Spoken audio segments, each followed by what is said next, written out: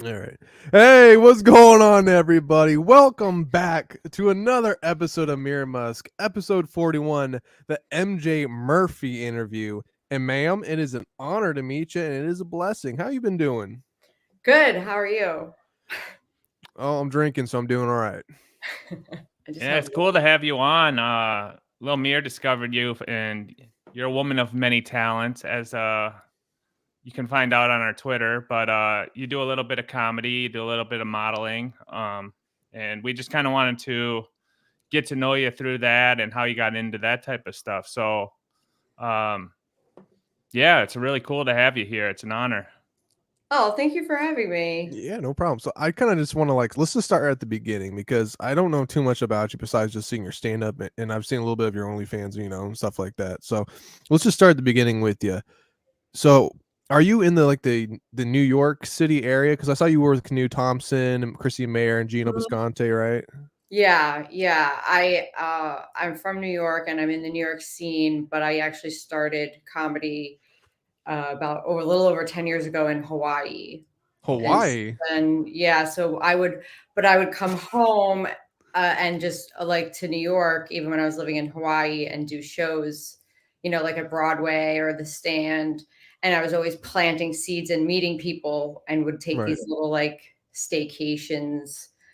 Uh, so so I had connections, and then my husband, he was a rock star, like a real like legit rock star. That's why we were living in Hawaii. And like he was playing the places that I would, like the MSGs of Hawaii, basically. Oh Um shit. Okay. Nice. What type of music was he into? Is he uh, someone we know? he played guitar. I talk about him in the past tense because he died. And Oh, I'm I'm so sorry. sorry to hear. Yeah, I'm sorry. thank you. So then a few years ago I came back to New York, and then the pandemic happened, and I've been back ever since. Do you miss Um, Hawaii That at all? son, yeah. so now I'm going harder than I've ever gone before. Like I stopped drinking actually, and that's like, if it's like, why isn't my career where I want it to be? It's because of drinking and gambling.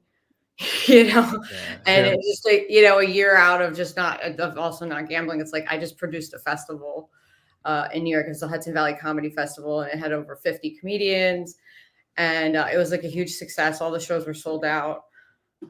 So, yeah, You're killing it. You're a fucking badass bitch. seeing me more and more places.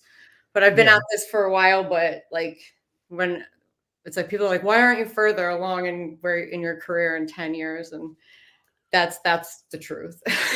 So you've had a wild ride over the last 10 years, it sounds like. Yeah. And being in New York or being in Hawaii with that porcelain skin, it probably didn't the sunburns were probably brutal, I would imagine. Because I'm the same way. I get sunburnt just going outside for 10 minutes. Yeah, I say, if you think my face is pale, my ask how I balance your camera. I saw your stand-up bit about the white chocolate. That was good stuff too. But okay, so you were doing Hawaii and New York, two beautiful places for completely different reasons to live. So you're living that type of life. That's real cool.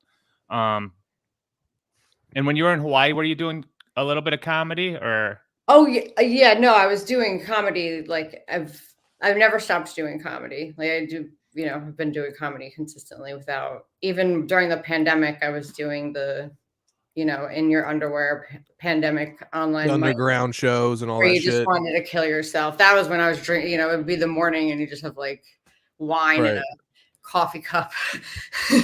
Like, good What morning. what got you into comedy? Like, was it just you like, fuck, I want to do this one day, or you did, some trauma put you Uh, into it? Like, what's going on? I always have loved to make people laugh. Like, it's one of the best feelings in the world. I Okay. think, is laughing and making people laugh. It's like, it gets you high. And when I was young, like my dad and we would play, like we would do guerrilla comedy. Do you know what guerrilla comedy is? I do not know. Like out on the like random to Yeah. random people Oh, out okay. on the On the street. Yeah, street Yeah. that's kid. guerrilla Okay. comedy. So like he would pull up, we would, in the Bronx, like we would see somebody, and then that we didn't know. And then the game was called Remember Me. So then I'd roll down my window, like I was like 7, 8 years old, and I'd be like, "Hey, remember me?"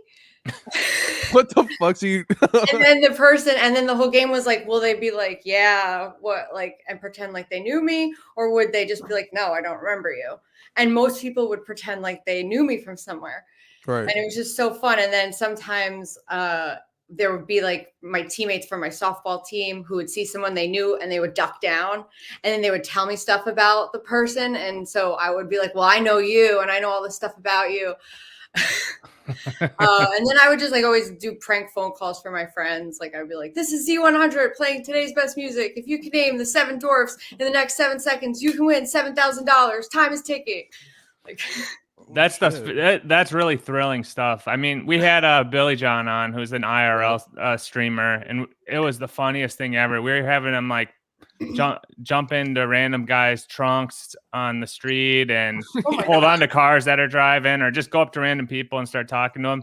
And just that spontaneity of like what's going to happen and all that. It's like, it's so much fun. It's so exciting and addicting. Like once you break that ice of like going up to people, whatever it is, it's you just start to get high off of it.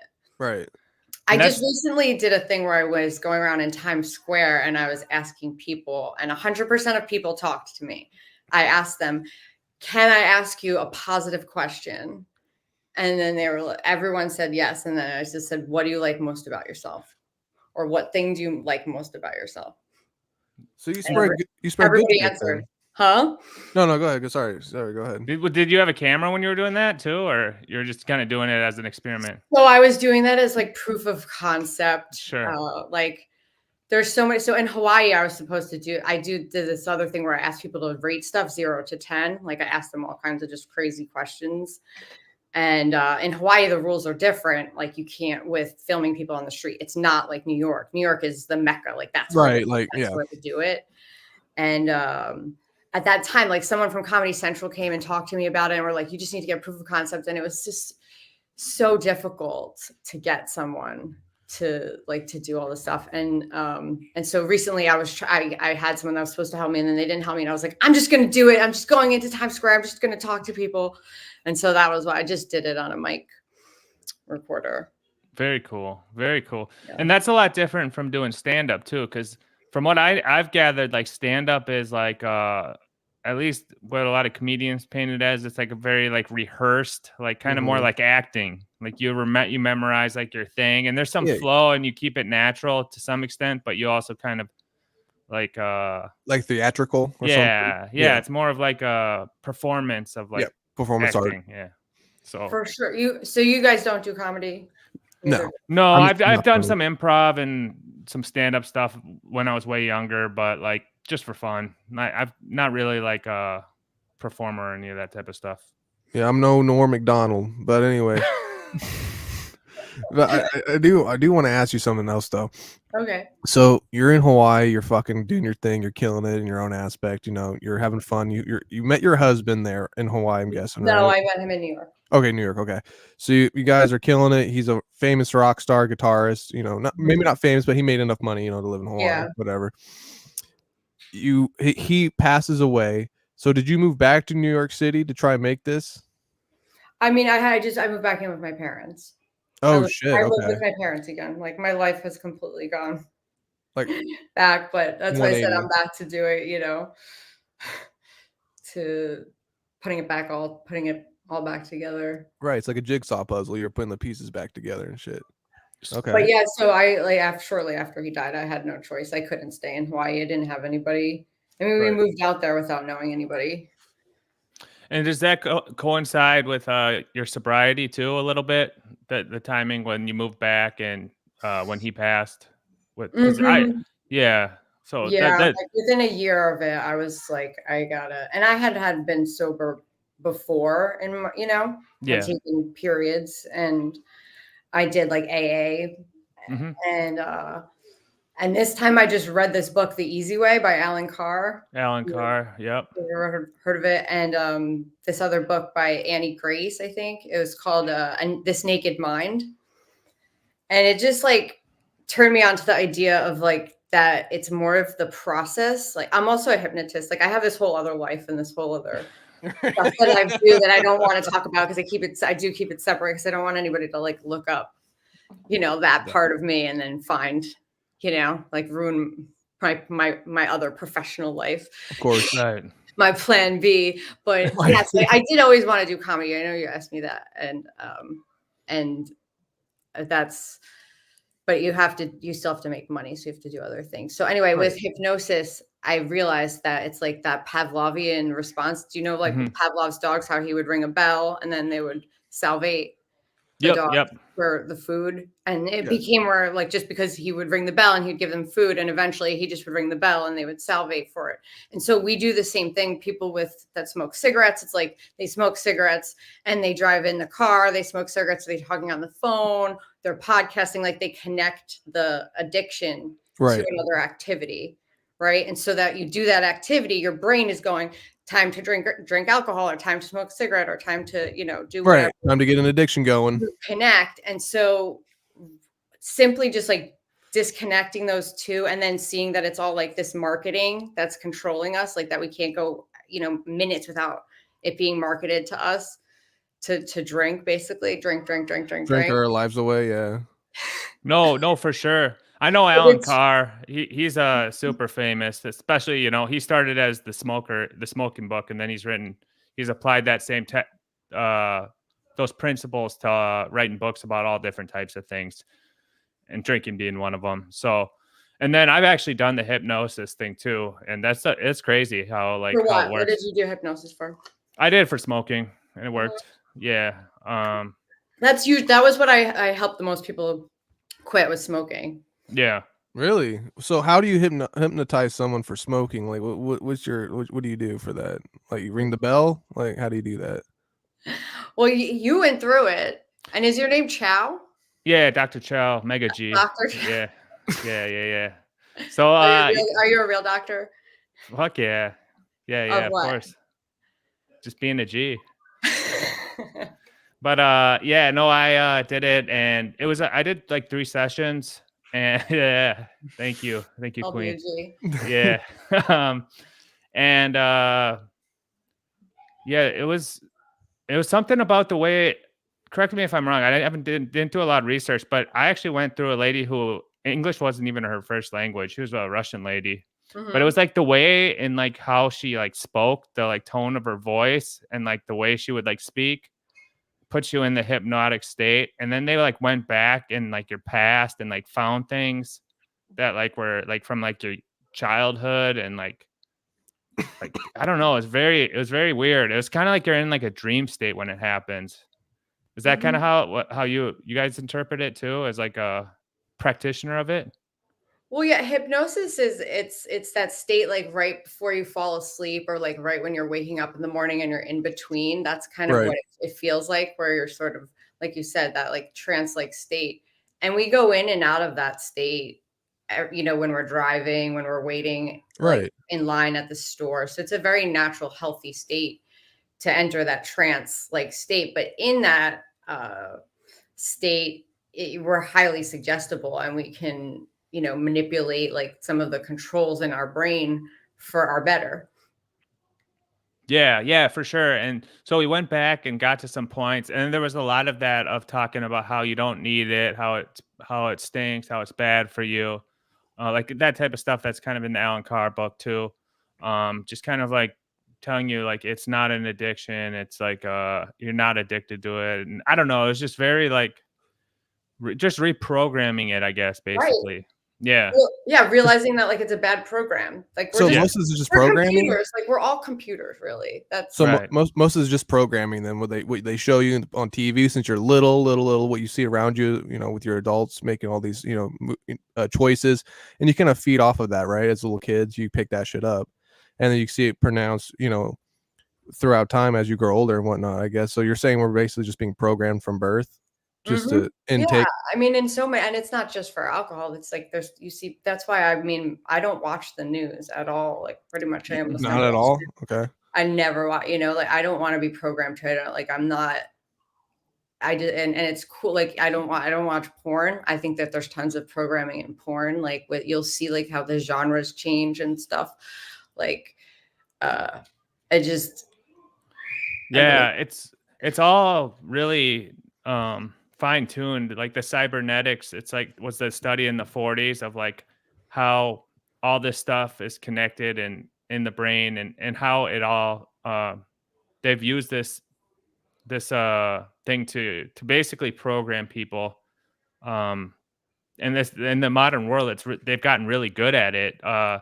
Like even I'm in the same boat as you. I'm very aware of like what I try to you know consume for media and all that type of stuff because I even have even when the big war thing between Israel and Palestine broke out, I don't follow anyone that it has anything to do with any uh news, and my whole timeline was all that stuff, and I was Mhm. you couldn't even get away from it. So it's like Yeah, there's just stuff you just see, and you're like, if something's majorly important, it's gonna be, I'm gonna hear about it, I'm gonna find out about it. It's like I don't need to seek it out.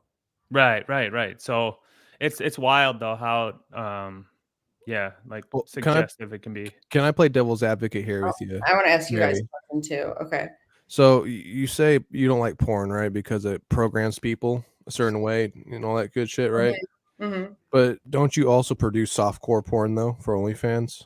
So I kind of want to understand like because you So I mean, I just got on there 2 months ago, so so I'm you like super new to the off world, and Keanu was the one who basically was like, and Whitney Cummings is on there, and they're doing a LMAOF TV. Um, Okay. I don't know. Sorry if there's loud noise. no, you're No, it's all good. right. So I got on there for a comedy. Now, Not all just comedy. Come on, sister. There's well, some. Mir's Come been on. creeping. my sunglasses. No, because I literally just got on there 2 months ago, and I was just like, I hope they don't ask me about OnlyFans because it's like, I really am being really trusting of like who I'm interacting with on there, Okay. and like anytime I send someone out besides like this one chat thing that I have that I set off and then I turned it off and then I click on send on all my messages. Like once someone buys something, I'm like, okay, no one else can have it now. Like, so if Right. anyone was ever to release anything, I'll know exactly who it was Right. Gotcha. immediately. Like I'll be able to track them down. And it definitely, it sucks you in, but that's totally different than like what I'm saying is I'm saying like Okay. watching porn habitually and like Okay. actually, Like consistently. and like I'm not producing softcore porn. Like a topless picture isn't softcore porn. It's a topless picture. You know what I mean? Like if Yeah. you see me nude, that's not softcore porn. You know what I mean? Okay. Like Well, I think it's completely different. And she's talking more on the consumptive side. And then she's talking about the suggestions because I mean, I assume you've looked into it a little bit, but yeah, it used to be like, okay, like you can find different categories. And then at some point it turned to like all being like this step sibling and the step this. incest. Yeah. It was That it all weird started shit. becoming that, like no matter, even if you It didn't was the search it rape out. stuff before, and that's why I actually argue that like I think that it's wrong. And here's an example of me not being like influenced by media is like with rape culture. Like rape, the idea of like what rape was 10 years ago, what it is today are two different things. Would you guys agree? Like our definition of it. Wait, Probably. what's the definition? Because I before I agree with that, I really want to know, make sure where you're coming from with the definition Well, of that. I mean, now it's like if you're drunk, if somebody has consumed any alcohol, then they can't consent for one. Okay. That All was right, yeah. 10 years ago. That wasn't considered like, oh, well, and it's like, then who's the burden fall on? Right. Yeah. It's been, I don't know, it's been reworked but it's, you could And then argue going back in time and right. saying 20, 30, 40 years, whatever, and being like, this person did this to me. Like, I don't know. I just feel like it's especially in a lot of these cases, it's totally they've completely changed what happened in their mind and this whole new definition that has occurred. And I mean, I'm not saying what it was right before, but like if I got drunk at a party in high school and I passed Right. out and someone had sex with me, I was the slut. It was my fault. Like that was how it was. Right. And maybe in like the 80s or something that was like No, common, right? like no. In the 90s, I don't know. 2000s. In 2000s? the Yeah, 2000s. yeah, yeah. Here goes Okay. 80s. Oh my I Are mean- you god. kidding me? Hey, here's my boy. But here to even take it back further, you know, like back in the day, like when the top Pretty G's good. were conquesting places, they would just take all the women, you know. Fuck yeah, they and kill you or rape you. so so that was just like par for the course back in the day. And like if you listen to like Top Tate, he's like, you know, throughout the history of time, you know, only like 35% of men procreate, but like 95% of women procreate. So it is kind of like one of those things when you look back, it's like it always has been like one dude to many females. Yes. And then a lot of like the beta males, you know, are culled off from the genetic breeding. And this happens in animals and everything, you know, as well. So It's not starting that, to happen with our eggs now too, because I don't know if you guys probably don't even know this. They're like menopause can completely be done away with. Like it's been yeah. solved. Yeah. What's the trick to that? It's They no freeze. birth control. They just freeze a Yeah. part of the egg, and then they can continue to put it of the ovary. Sorry, and they continue to put it back slice by slice, like every 10 years. Like if you had it done when you were 18 years old, you could continue to ovulate well into your hundreds. Just like Well, just not saying you would have children, but you'd have all the Right. benefits of it's organ failure basically. Which is what I wanted to ask you guys was, where do you guys stand on AI?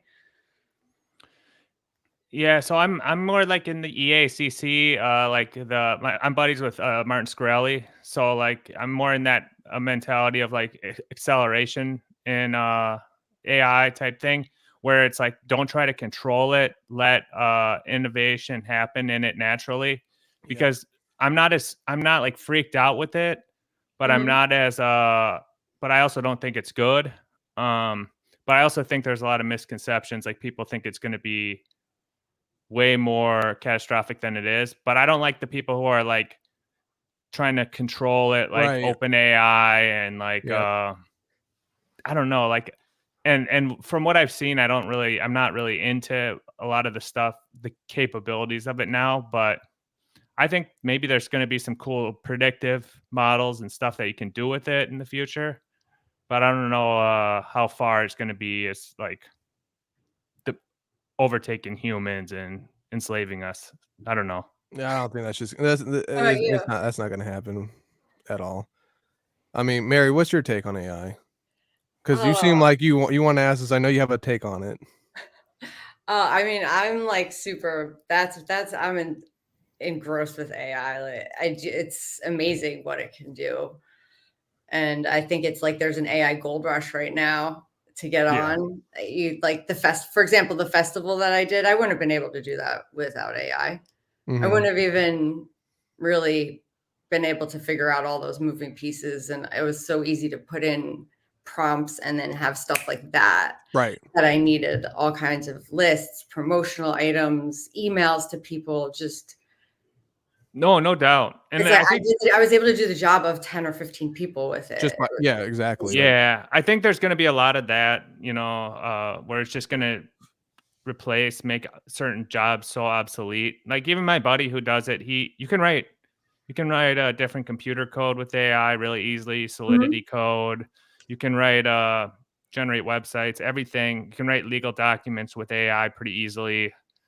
So there are a lot of things like one guy can basically act as a team of many, or one woman, I guess, in your case, doing all these different roles that traditionally would have been had done by a lot of people. So there are some really cool stuff like that are possible. So I think it's going to be wild to see where it goes. But I don't think the world's going to look like how it looks just even 2 years from now. And the fact that it is getting smarter and smarter, and that it is smarter than us, and the idea of like, if you think about all these religions and how they all say that we're all one, right? Like Jesus said we're all one.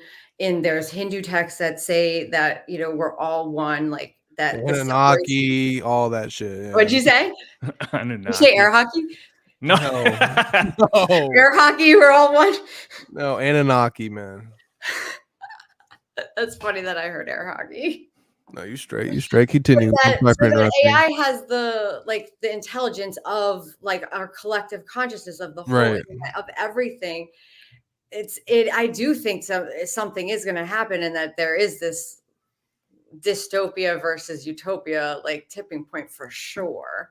And the fact that we can't, like, already we pretty much can't control it, but we can influence it still. Or maybe there's like duality and dual realities where like you choose like Okay, the Matrix. I'm high, so I'm going to ask you another crazy question. Oh, go ahead, sister. What's up? Ancient aliens. Dank. Virgin Mary. Do you think she really was a Virgin Mary? Or do you think that those were aliens and she was artificially inseminated? Yeah, I kind of like that idea of like it was the higher, whatever the higher consciousness came down and inseminated, because it ties back to the chicken and the egg. Virgin Mary's different than like, you know, the first humans and all that type of stuff. But like, yeah, I think it was maybe like an Anunnaki or something. Tell me about this Anunnaki, because I don't. That's not. You don't know Anunnaki's from Ancient Aliens, or I mean, it's covered. They're the Sumerian gods and shit. Yeah, they're the tall Sumerian gods that were the long necks. Yeah, the long heads and like my head, you know how it's like got that cone. It's kind of like that. Yeah, like I was all into that stuff back in the day. Like I went down to like Machu Picchu and Sacsayhuaman, where like the walls made with all the rocks perfectly combined, and they have like in the museums like the alien heads or the skulls with like the huge like elongated skulls. I went and saw all that shit. It's all real, bro. No, it's not, dude. No, I mean it is real. I mean, in the aspect of how they formed their heads like that, but that shit isn't like, you know, no, bro. It's just like how you. I mean, they bound them. Yeah, I think definitely they did. I don't know, man. They're pretty long, and they're like perfectly shaped. What about that chemtrail that they like? There was that like Nazi scientist that we poached, right? Werner von Braun.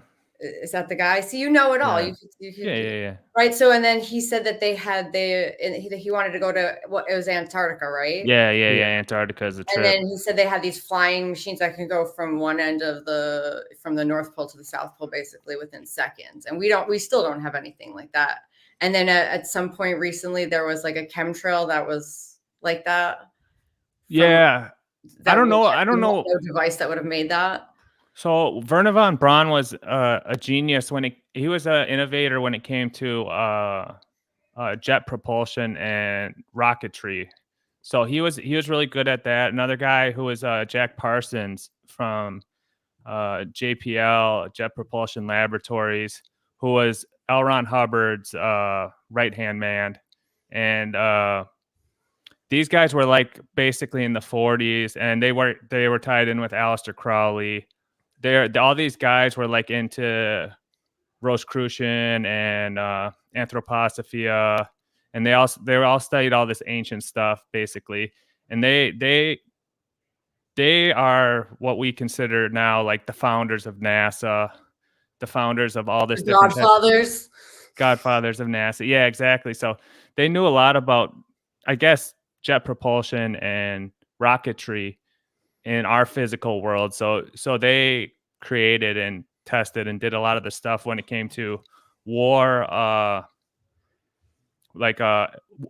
air warfare, and then eventually space exploration, as they call it. So yeah, it's fascinating to go and look at all that stuff. But the Antarctica thing's a real trip, because you can spend hours or days or weeks looking into the Antarctica stuff and try to figure out what's going on down there. No one knows. Well, I heard some crazy shit, but remember that mall in Florida that had all those cops? It was like hundreds and hundreds of cops show up, and there was like there was some like report of like shadow figures or some weird shit like that. Do you remember that at all?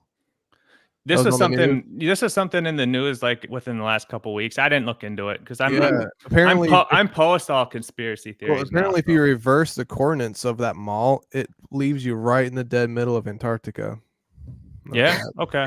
Well, if it has to do with Antarctica, I'm with it because that's like one of my main things. I love Antarctica. I love looking into that shit. So I didn't know that. I figured it was just some type of hoax or something. No, apparently, if you like reverse those coordinates of like the longitude and latitude of that mall, if you reverse both of them, it puts you right dead middle of Antarctica. It's been pretty crazy shit. Damn. That is crazy. I wonder if there's like a portal. Well, the people talk about like a what do you call it? A teleportation device or something like that. Yeah, there's The been rumors. pyramids? No, in Antarctica, I know there's been some firsthand accounts because there's only like at any given time there's only supposedly like 50 to 150 documented people in Antarctica.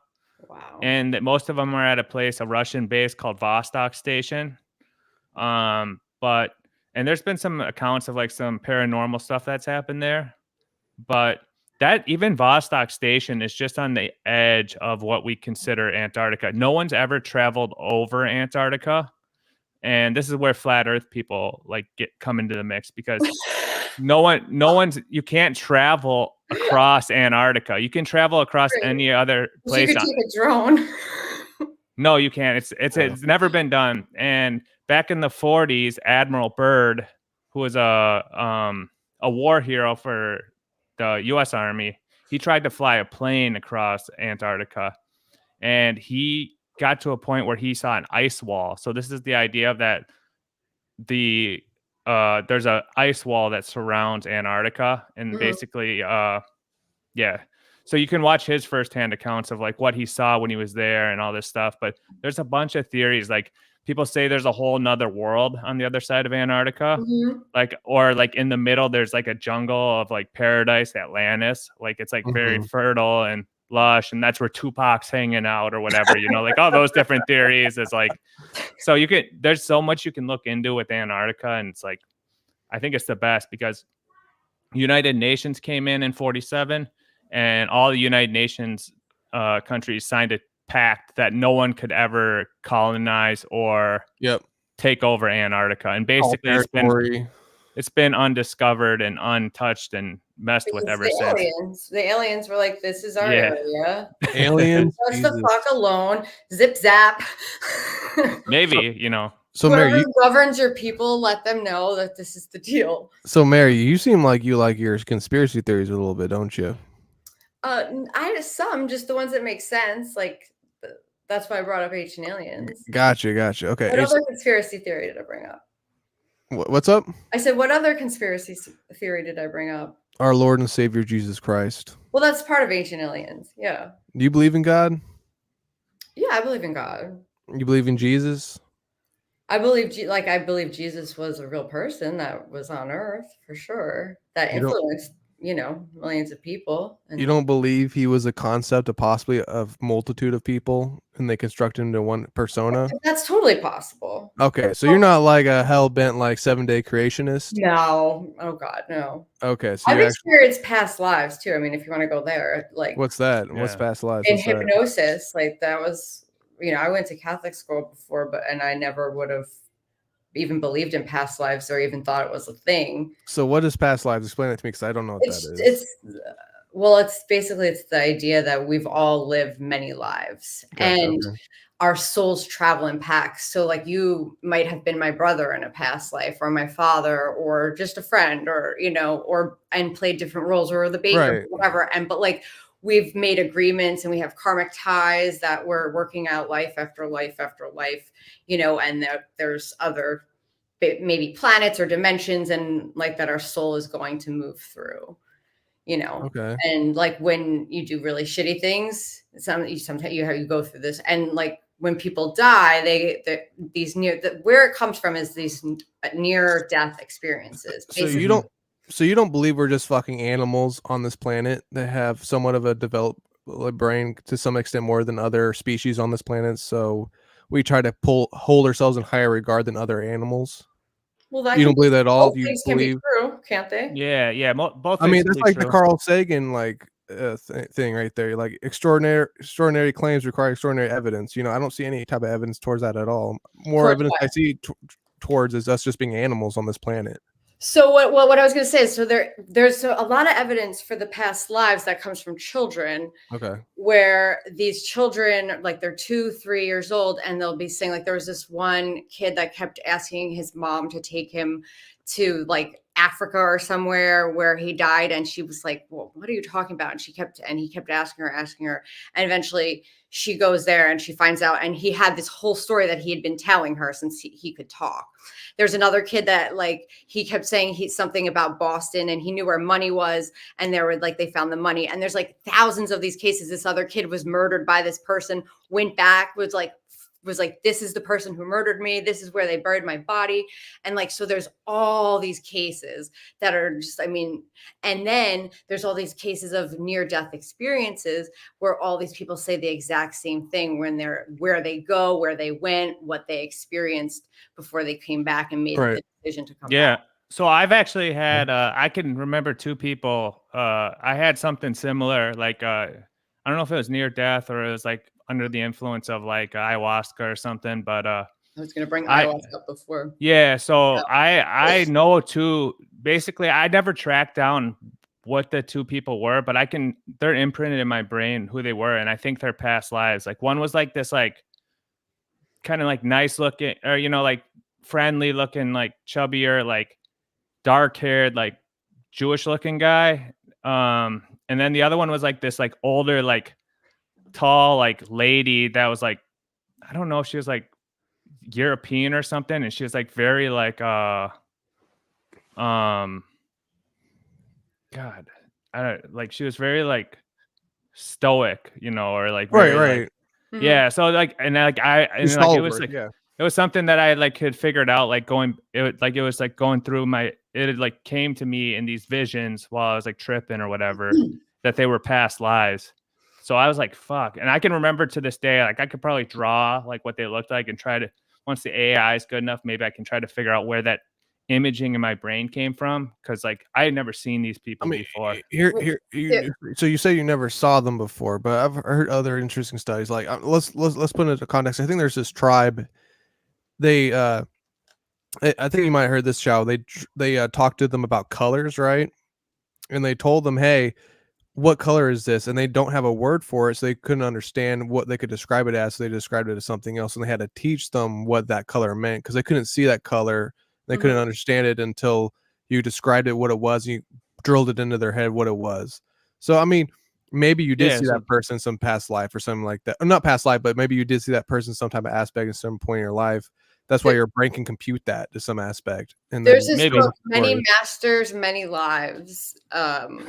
It's by this Harvard, Many Masters, Many Lives, by this Harvard psychiatrist, and he would do hypnosis with. He was like a Jewish Harvard psychiatrist, like right. working at like a NYU or somewhere, like Right. and he would take his patients through hypnosis, and this one patient started spontaneously going into past lives and relaying information about him from these masters, like when she was in that state of like when you're just getting information on what your next life is going to be and what you learned from your last life and all, like from these masters apparently about him. And then when she came back, she couldn't remember it, but like it was like specific stuff about him, and he was just like, and anyway, that doctor eventually, like, he didn't want to be called a nut, so he didn't come out with it for years about the whole experience. Eventually he did, and then he started finding out about all this evidence, and he does these cruises now and he wrote more books about like people's love matches, like their relationships and how they've been in relationships in past lives and whatnot. Yeah, no, I'm with it. I tend to think that stuff's real. I like all that ancient like mythology and stuff. Like I love Tibetan Book of the Dead, where it's like you have like a 49-day ritual that goes phases after you die, where you go into being reincarnated. So I've looked into all that shit. And I've done a lot of I've done a lot of ayahuasca, all that type of stuff. So like I've seen crazy stuff where it's like, dude, like one time when I was in Peru doing ayahuasca, like it was like early on in it, and I walked outside when I could still walk, and the whole like sky and the whole landscape was all these like floating like clearish like balls, and they were all like basically like 3 feet apart, and it made a huge grid. And the vertexes, they weren't connected by lines, they were just all floating, and like they would kind of move a little bit, like if I would like move around or like try to like whatever, you couldn't like touch them, but it was basically a full grid system, and it was like you could see it for miles and miles. It was crazy. So I tend to think we are living in some type of gridded type reality.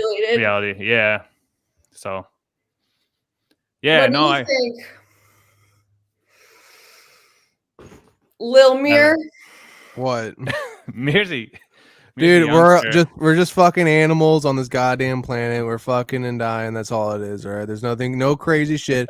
We've developed this type of was not even mindset where us as animals have been able to develop was like self-conscious in some aspect. I believe animals are self-conscious to some degree depending on their brain activity. But I mean, we developed this self-entitlement that we're more than anything else on this planet, and we're not. We're just here to breed, die, and just do what our instincts tell us to do.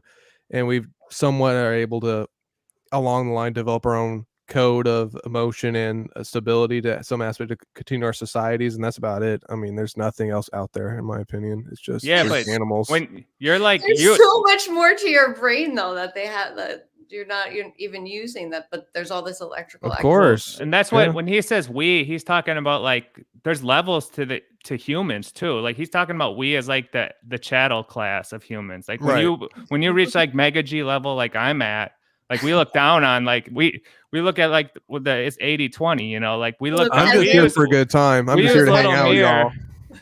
I'm just here to hang out with the boys. All right, I don't care. I'll be the yeah. Then you got I'm the pledge at the there. Go ahead. You got levels where like the higher levels use like the normal and the lower level humans to like take care of their other tasks, you know. So like and like they tell them like, yeah, no, you're just an animal. You just you just do that and like all that. So that's the best explanation of what you're experiencing, and it makes sense, you know. That's the best way to keep control and all that. So I mean, it's the most logical aspect if you're left to look at it. I don't know.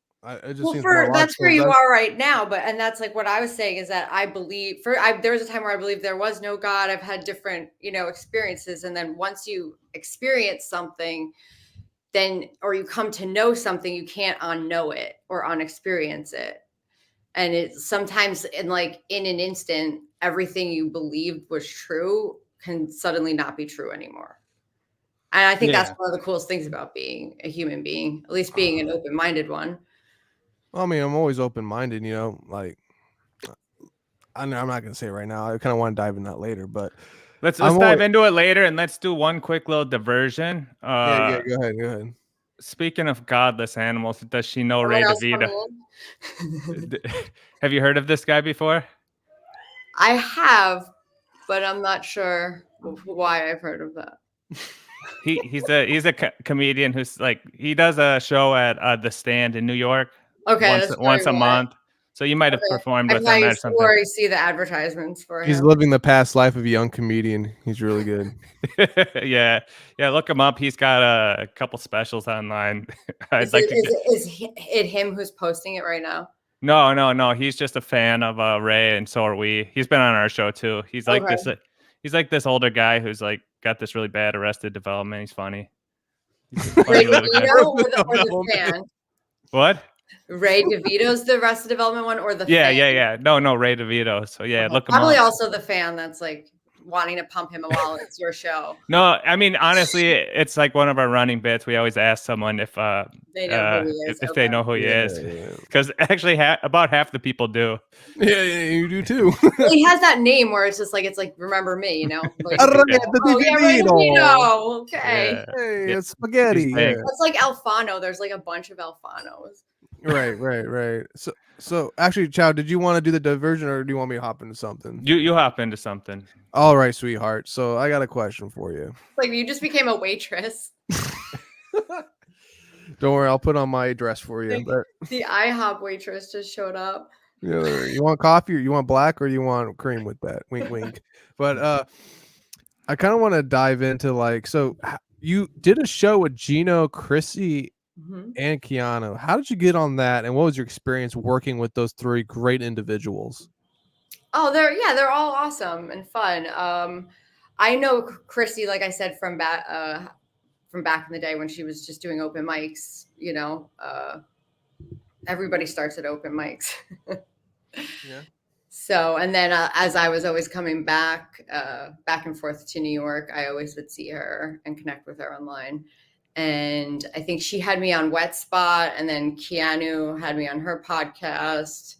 I've gone back on Wet Spot, and I'm going to be on it again, like the next time I'm back. And so then Keanu is Gino's fiance, right? Lovely couple. Yeah. So he was having the show at Stand Up New York, and my birthday's in January, and so and I also produce shows, so, and I'm a stand-up comic, so Right, you're plugged in. I got in the show. You forced yourself on there? I mean, I don't know about force myself on there. Right. You do a favor for a fellow redhead. They Right. do a favor for, they get you back, something like that. Yeah, I had Keanu on one of my comedy shows. Nice. As well. Yeah, we haven't done like a long form interview with Keanu, but we had Gino on for a long interview once, and she popped in and talked a little bit. So, and she's big in this this Dabbleverse, or the Dab, whatever people call it now. I think I like calling it the Dab, but it's this internet streaming group of just individuals. Yeah, people who are former comedians and stuff that fight all the time, and she's big in it now. So, or you're talking about the Katie Meany stuff. Oh, yeah. You know about that girl? That was so the day that I went on her show. Did you see me on her show? No. So I went on her show, and I went on in a wedding dress. Like she had no idea. Like the first time I met her, because I know she's getting married, and I tried to basically I guerrilla comedied her. I was tried to sell her this idea of her borrowing my wedding dress for her wedding. So what's your take on Kate Meany? She's 24 years old. She's young. She's, lively. What's your take on her? I think that from what I saw, it sounds like she said things that she regretted while under the influence of alcohol and drugs. We all do. Yeah. And then she went on to basically try to blackmail Keanu with her. Wait, what? Yeah, she was like, if you don't delete the episode that I'm on, then I'm gonna leak your OnlyFans. What? Yeah, so she was gonna revenge porn her, revenge those pictures of her. And that's some mean girl shit. Kept texting her and texting her and texting her and texting her and saying this is it. I can't get a boyfriend. I can't do this. I can't get a job because of this episode. And she was like, well, you've been on all these other shows, on In Hot Water with Gino. You've been on this show. You've been on that show. And you said you loved anal and you loved doing cocaine. And you said all those things on their shows too. And she was like, and then Kate Meany was like, but those are behind a paywall, blah, blah, blah. So then Keanu, what she did was she actually put that episode behind a paywall, which I thought was very generous and nice of her to do. And also really, to me, I was like, that's smart. It's a smart business move. She doesn't give a fuck about being so nice. She's just making money.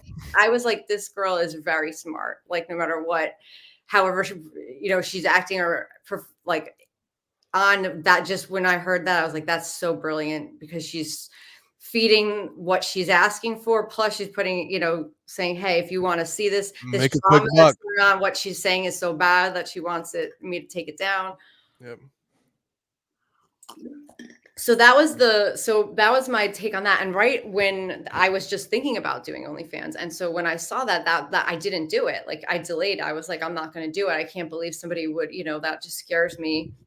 That idea that someone would, and it actually influenced me on how I operate. I was like, I'm never gonna have like on my page any kind of nude photo anywhere that's just like Right. on there that you can just get to, like that you can just get right to it. Like because just of hearing that. But I think that's a super fucked up thing to do to I someone. mean, isn't that like Like, breaking hey, girl code or if you don't do something? what I say, I'm gonna revenge. Like, Isn't that breaking girl code? Because I thought her and Kate were tight at some they point. were. They had a. So Yeah. she was like crying. She was really upset, Keanu. Like she was really truly upset. Like The fuck? because it was like her. She felt like she was getting stabbed in the back. You know. Yeah, And she's it's given like her so many sister. opportunities. So and then Gino's just been been relentless with it. Well, he's being a man. He's being a man. Not gatekeeping, but protecting his flock. Yeah, You know, he's being daddy. he's being Daddy He's being Gino. daddy. No, I mean, you gotta think about this though. Kate is only 24 years old, or how the fuck she is. So she's young. She don't understand. You guys are a little bit older, right? I thought Kate Meany was a lot older, but I don't. And she probably will die before both me and Keanu, especially if she's living that kind of lifestyle. Yeah. So there's high-risk lifestyle of anal and cocaine. There's another component to the whole thing that made her go mental. Because I'm tight with her a little bit, Okay. And what happened was there's another streamer who fixated on making videos about her. He made like 3 or 4, just making fun of her singing. When you say her, you're talking about Meanie, right? Okay. yeah. And then she got pissed that this guy was like clowning her and calling her anal queen and all this type of stuff, and posting videos of her like singing and zooming in on all her pictures and stuff. And she went like mental and she started striking his channel, and then this just made him do it more. So then he just made like more and more and hours till the point where like now when you search Kate Meany, it's like all of his stuff comes up.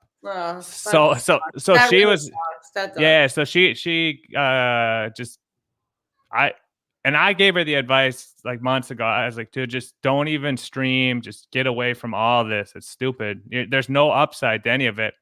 And she did. Change your name, It was that's what I was like telling her. I was like, yeah, you'll get married someday. She's like, that's what people tell me when. I'm like, well, I mean, like, whatever. Like, what who cares? Like at this point, what can you do?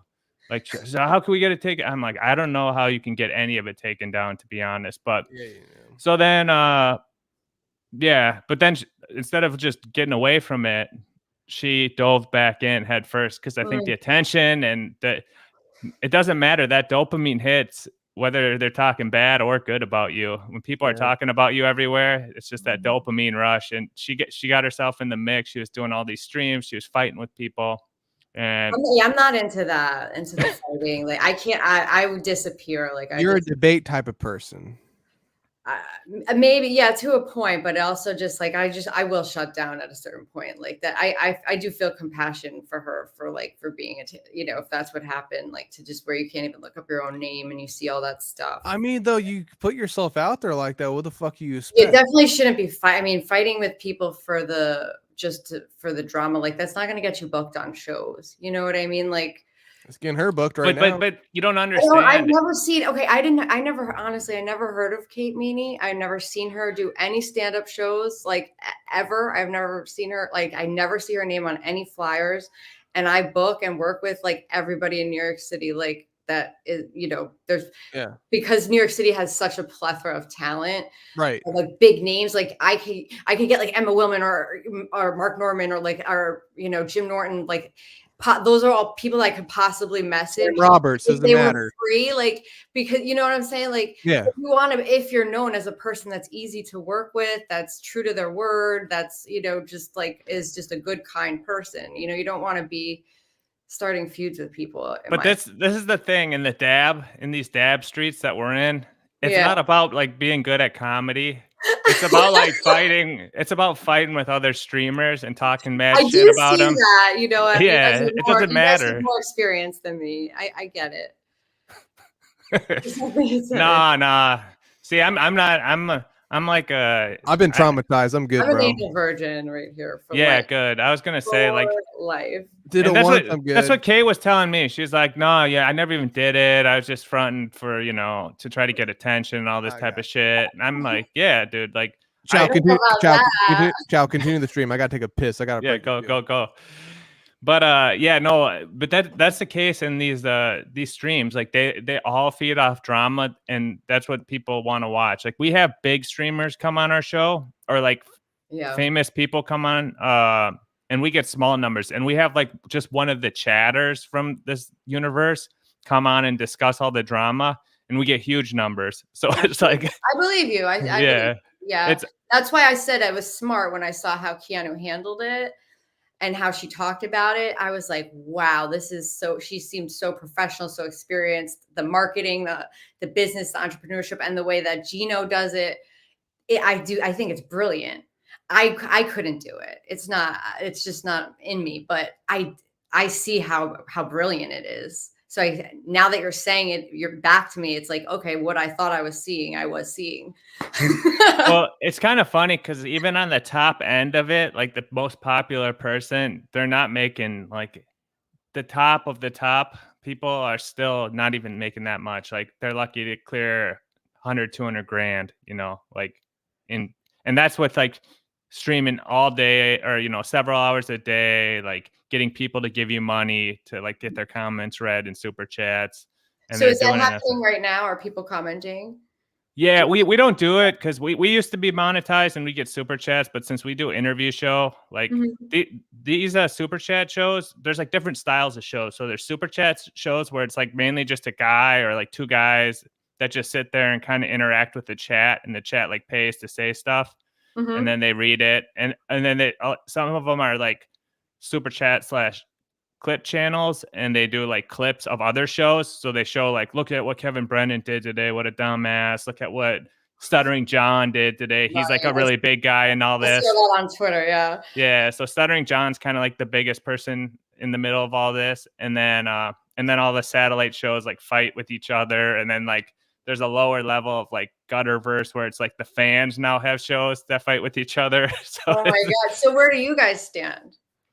We're kind of, I guess why we would be like Gutterverse, because like me and Mir met just chatting in one of the things. But I used to have a Twitch show that was like way bigger than all these shows. So it's I mean, like, whose side are you on with like the whole MLC and the Gino and the Compound Media, and like who do you stand with? Who are your? I like Chad Zumach. That's my guy. Have you heard of Chad Zumach? He's a big guy in this. Isn't he on Compound Media? No, he's been there, but he's Florida's greatest comedian, and he's like this. That's his title, Oh, he's one of those. Okay. Yeah, but he's an funny character who streams and fights, and he's a focus of a lot of people's ridicule, but he's actually pretty funny. And I've been on all these guys' shows except for Brennan. Mir's been on Brennan a couple times, but yeah, no, I think we're pretty much neutral. We don't really pick like any. Because we just do an interview show. We don't really talk about I'm not gonna judge beefing. You. Yeah. So you stay out of the drama then.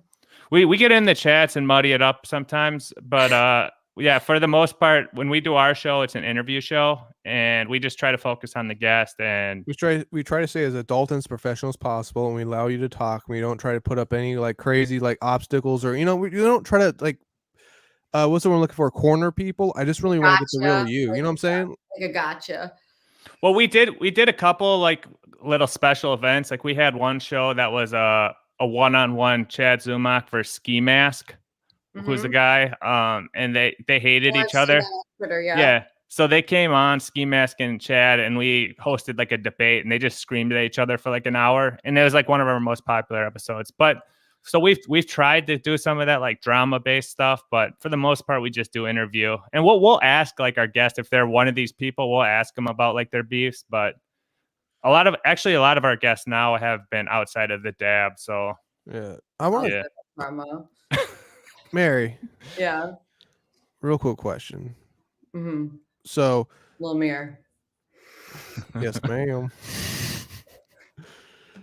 I just want to talk like never mind. I'm not gonna say it. But How old are you, if you don't mind me asking? I mind you asking. Oh shit. Okay. I'm sorry to interrupt with that, but I do want to ask this though. So you're in the New York because I kind of want to get to know you a little bit more than just Dabbleverse and all that garbage and shit like that, and flat Earth theory, and all that stuff. But so you're in New York. Are you you're not producing, but are you setting up shows also while you're being a comedian and being going on stage? Correct, right? You're Yeah, no, doing I that. am. Yeah, So I what are produced. you finding more lucrative now? Producing or actually being on the show? Because if you produce the show, you can put yourself on the ticket, right? Right, of course. I'm always on a show that Right. I'm producing. Right. So like what is one of the biggest shows you've so far have made? I mean, besides that festival you did, like with let's say name wise, where are some big names you got on to some shows that you were able to set up?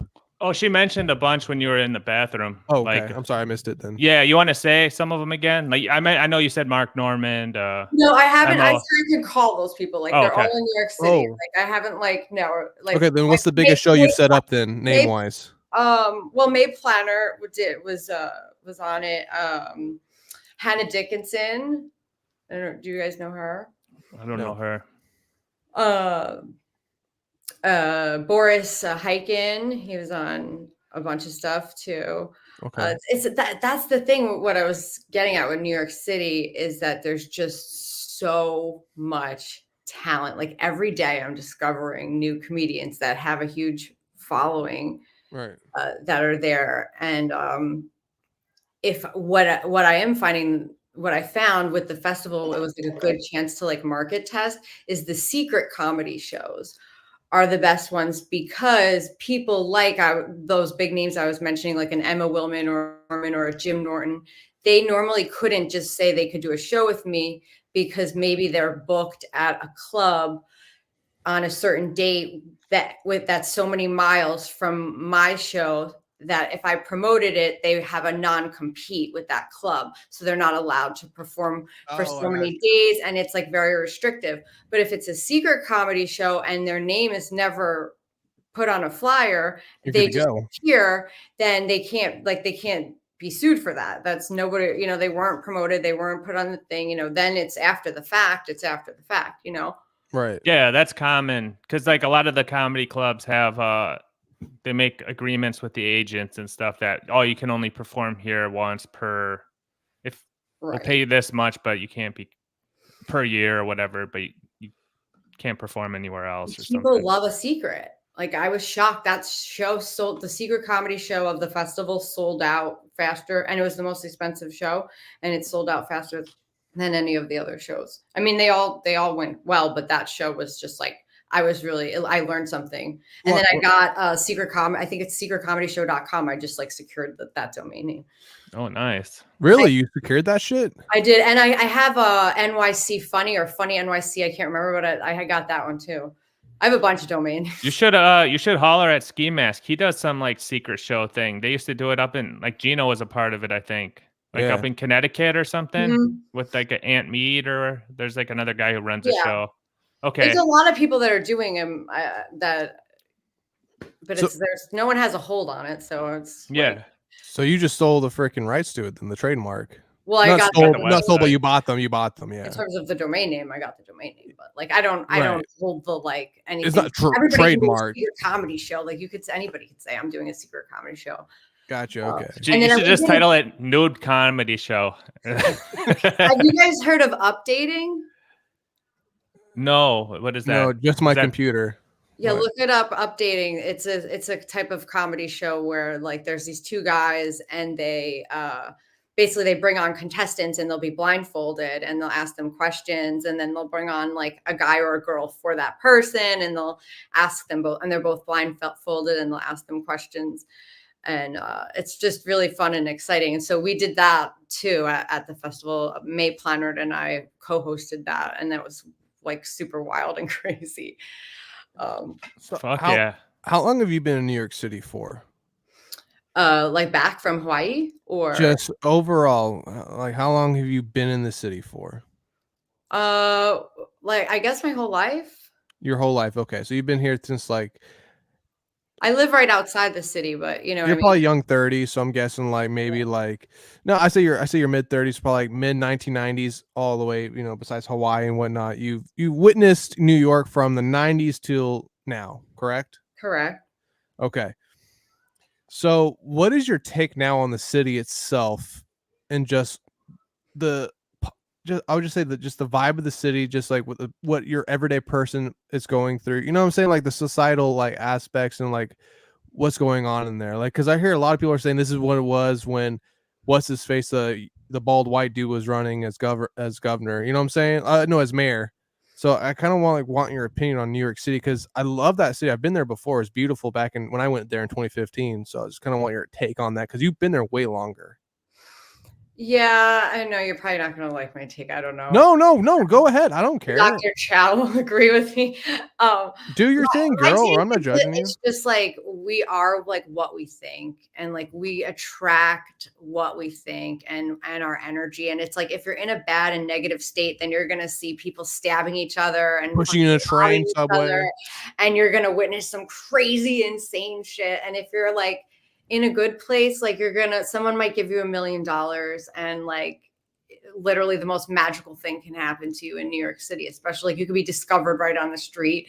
Like Totally. anything can happen there. So it's really New York, and it's always been that way there. I think So the crime isn't getting worse. It's actually about the same. It's all perception. I mean, are there places where the cops should be, where they shouldn't be?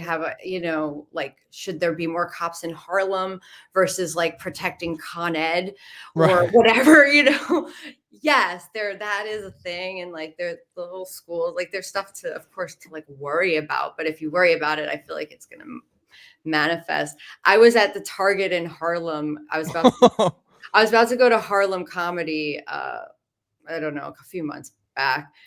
And I wanted to go get some like Target is right near the comedy club. Right. And I was just like, okay, let's go. I'm going to go get some shoes there. And then all of a sudden my friend was like, there's a shooting. Like, and like people were kind of like running around and I just had my shoes and I was like, what? Bitch, I still gotta go Tarjay. But it's like the employees seemed like it was so routine. Like it wasn't normal to them. Deal that I didn't really believe it. But then the very next day I read in the newspaper that they were closing that Target in Harlem because there's so much theft and violence and shooting. And I was like, I guess maybe there was a shooting. Right. It happens. I mean, Piano guy had that shooting. Remember? Oh yeah, that went viral. When she saw that outside, Yeah. I've also, have known people that like swear to God that they dodged bullets and saw the bullet pass by them, like in these club shootings and stuff. And I believe them that like his. Hey, do you know what happened in that comedy club in New York when Mark Norman got like took off stage and shit? Do you? Yeah, I do. What happened? So it was this influencing company.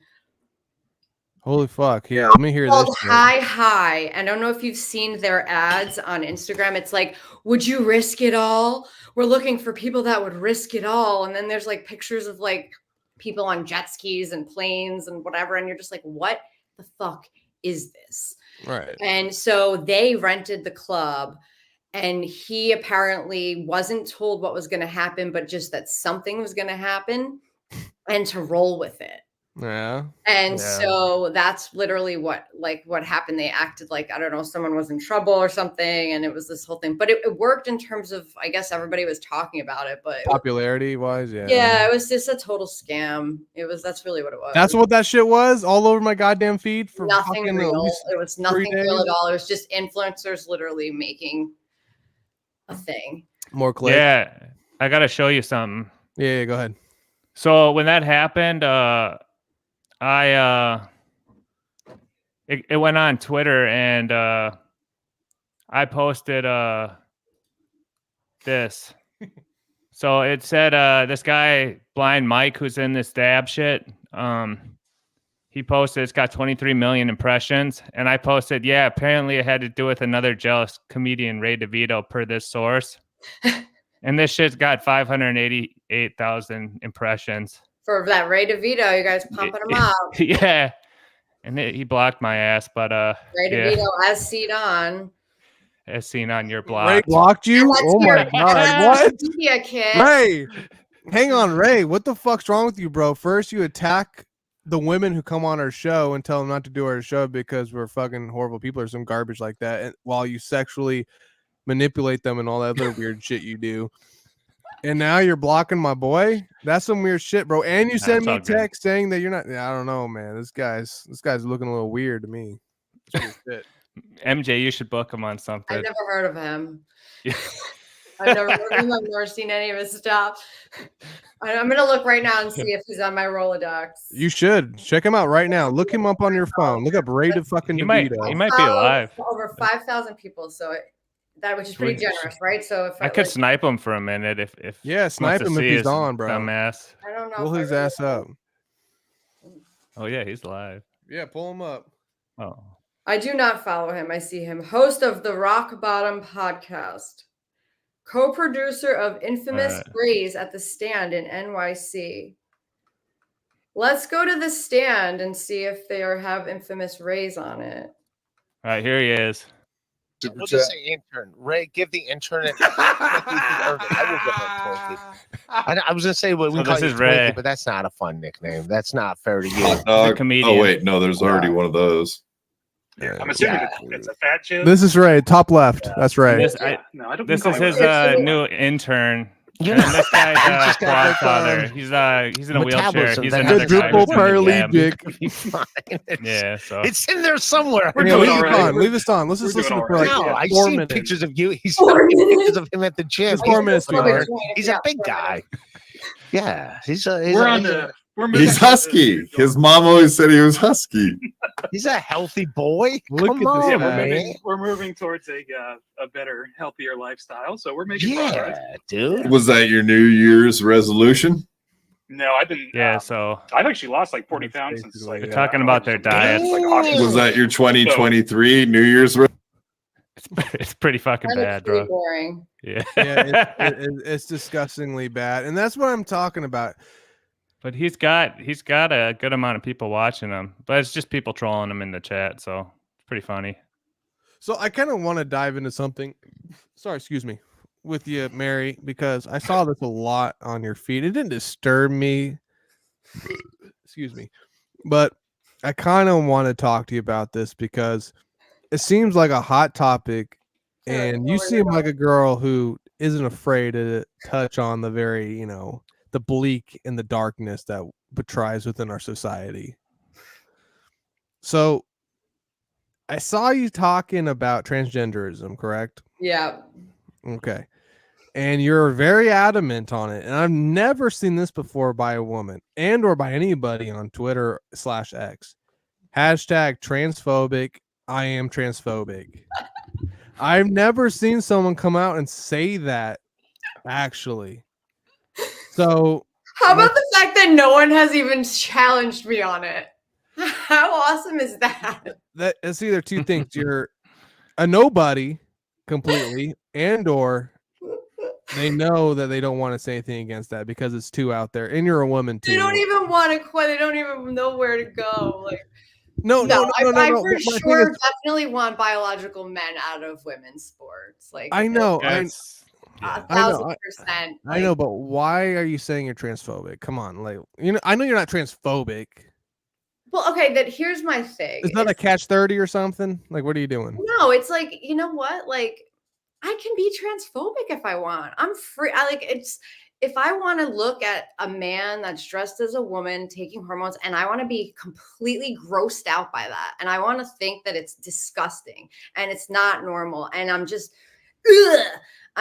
I can be transphobic, and like that's okay. If I want to be that, I have the freedom to do so, and to say so. And so like it just hit me, and I was like, let's see what happens. And so far, like all my stuff that I've posted against, especially against biological men competing in women's sports, has been like 1,000% supported by people from both sides of the aisle, so to speak. 100%. Yeah. Like I mean, especially like the Leah Thomas, like with having his penis out in the locker room Getting and hard. like, I mean, that's so ridiculous. Like to have to be, I mean, that's really talk about, consent and whatnot. And then to gaslight the team and just when they said that they were uncomfortable and say, here's like a psychologist you can go talk to so that you can feel more comfortable with a nude man in your locker room watching you change. What's your take on society starting to accept that more though, within female like dorms, their locker rooms, just in sports, not even just sports, just like in general, just like in their bathrooms and like in your safe places. I What think is it's as a hypnosis. female, what's your take on that? I think it's hypnosis. It goes right back to like that crowd thinking that like this is how we have to think, this is how we have to be like, and most of these people, like the teenagers especially, it's a real gender identity crisis, and most of them go back to their original identity. Like girls that want to be boys, a lot of times they started getting their period when they're like 9 or 10 years old and they hate being a girl, because no one else in the 3rd or 4th grade has their period and is getting boobs, and they're like, oh, like I hate this. They're so uncomfortable in their body that they want to be a boy. And then to have adults be like, oh, you want to be a boy? Here's a bunch of drugs for you. Like, let's Here's a dress. give you surgery. Like, I'm very against Ray that. DeVito approves. Huh? What'd you say? Nothing. Go ahead. Yeah, no. Ray actually, he's been on like one date in the last like couple years, and he met a trans a man becoming a woman on Bumble, and he went out with her for a little bit. So Fuck yeah, he did. He's a tranny chaser. So I'll say this too. Like I lost, I think at least 2, maybe 3 female stand-up comedians to biologically male comedians. They're supposed to be female stand-up like competitions. And then here comes this 6'4", I get to talk about having a pussy and a dick. And I have this different thing about myself. How is and all that? the judges want to be like, Hang on. new and cool. And so they're going to take how no, hang on, Mary. Hang on though. Yeah. I mean, you can hate all on you want though, but is it funny? That's what matters. It's not, and I don't do it in my stand-up. No, not you, but I mean like the transgender people who are come up on stage. Are they funny? Sometimes, but I think so you gotta give it to them then. It's funny, so come on. Right, but should they come and win a female comedy competition? Should they have even been allowed in that competition in the first place? No, because they're getting to be and do something else. Like all the other people are just females, and now you get to talk about having a dick, and then everyone thinks that's cool and new and different, and then they want to support you, and so. Right. So is that like very prevalent and within like New York City, like comedy clubs? I think it's prevalent everywhere. Like we were just saying, I think it's hypnosis. But the crazy thing is, I think inside most people like don't really truly support it as much as they act like they do. And some like virtue signaling type so thing. much, so virtue signaling. It's just and no one wants to touch it or be canceled for saying anything against it. I got a crazy take for you now. Okay. Yeah, I'm ready. I'm gonna say some fucking I'm crazy. here for it. Women, I don't mean to be offensive here. Okay. It's usually gonna be offensive. I try not to be, because this is true at one point. Women are second-class citizens. Do you agree or do you not agree? Yeah, totally. Okay, good. So you agree with that. Men control every aspect of your life to some extent, correct? No matter higher ups in some type of societal way, or the constructs of your currency or your government or anything. Do you think they can somewhat control it to some aspect? I mean, now you talk, Chow. Let her answer. I want to see what she says. I don't know that I agree with that. Okay, so you don't believe men control that? But I mean, I believe that men are like stronger and more powerful and like could kill me and crush me and end my life. Like not that though. I mean, yes, I do. Do I think men have more money and like have more like resources? And I mean, overall though, the person who made the money or the monetary system has nothing to do with your day-to-day life if you're a man or a woman. Right. But my thing is though, with what you're talking about with like women being allowed to go into sports or whatever, it's mostly men who are on those boards who are allowing you have a female here or there, but mostly it's men allowing these men/women to come in, and it's creating you guys back into a second class, even though you had your feminism movement and whatnot. She's Sorry, hold on 1 second. Oh, yeah, you can Yeah, take yeah. a break. Yeah. Yeah, you take a break. Yeah. I just want to see what she says. Go for it, man. Yeah. I'm So sorry, yeah. Let's how about we touch on the fucking what are you company? stuttering, John, over there? Jesus Christ. Sorry, I got the Ray in me right now. Yeah, we can get in that. I'd be curious to ask her about dating in New York City since we kind of brought it up with Ray just now. Win by 2. What's up, buddy? Mary supports Gino, who supports censorship. Seems kind of sus to me. Yeah, I do I agree think with that's that. actually I think win by 2 might be wow. Jesus Christ. Whoa. Hey, Mary, god What did you damn, just log into? your tits are amazing. I'm gonna let you know right now. I don't want to be rude here, but Jesus Christ, girlfriend, don't put those in the camera next time like that. Jesus, man, I was like, What were you saying about the trans people? I mean, should we just get into dating? yeah, let's just. I'm done with the trans. I mean, do you agree that it's like it's love is love? you can also just be grossed out if you want, like, and it's free, like, to be. Yeah, if you want to chop your dick off, chop your dick off. Who cares? If you want to chop your tits off, that's to you too. That's good too. But anyway, go ahead, Dr. Chow. Dating in New York City. Yeah, no, I was curious. You said, you had been in a long-term relationship that ended, and then what's it like now dating in New York City? Have been in a relationship for the past couple of years. Nice. I don't know. Thinking about having children or anything like that? No, I definitely want more children. More? Yeah. I only have one. Oh shit! Was that the kid on stage? Uh-huh. What? You wait, hang on. Whoa. Before we go into your question more, Chow, I saw your stand-up a little bit you did with the fucking baby carriage on stage. That was an actual goddamn kid in that stage. Yeah. Cool. All right. That set's hilarious too. That's a really great set. I'm gonna post that whole set like within the next 24 hours. So that I didn't know that. Me wheel on stage with and there's did you notice there's like a beer right in the holder of the stroller? I didn't see it, but DD's commented, yeah, for sure, So okay, that's cool. You got a baby or a child at least, and Mir recently had one too, his first. So bless her heart. Yeah, he's a girl, boy. You said bless her heart. Yeah, what do you think that is? I mean, I am pro transgender, so you're right. Who knows? I got 2 of each. What does pro transgender mean? I don't want to get into this with you right now because you don't want to fucking have what I'm going to give to you. All right. You know what I'm saying? So why don't you back off a little bit? Just answer the questions we're asking you. Okay. But I know. I think once you become once you become a parent, like especially you kind of think about some of this stuff more about like the programming, especially once you have kids going to school. I don't know if your kid is in school yet, but like my kids go to school and it's like, you of course you get more emotionally attentive to it because like you said, a 3rd grader, 4th grader, where they start talking about all this stuff and it starts becoming just a whole sideshow. It's like it's almost too much to deal with. So I'm with you on everything you were saying. I kind of think I know where Mir was going to with his thing, but yeah, like I don't know. It was kind of weak, Mir.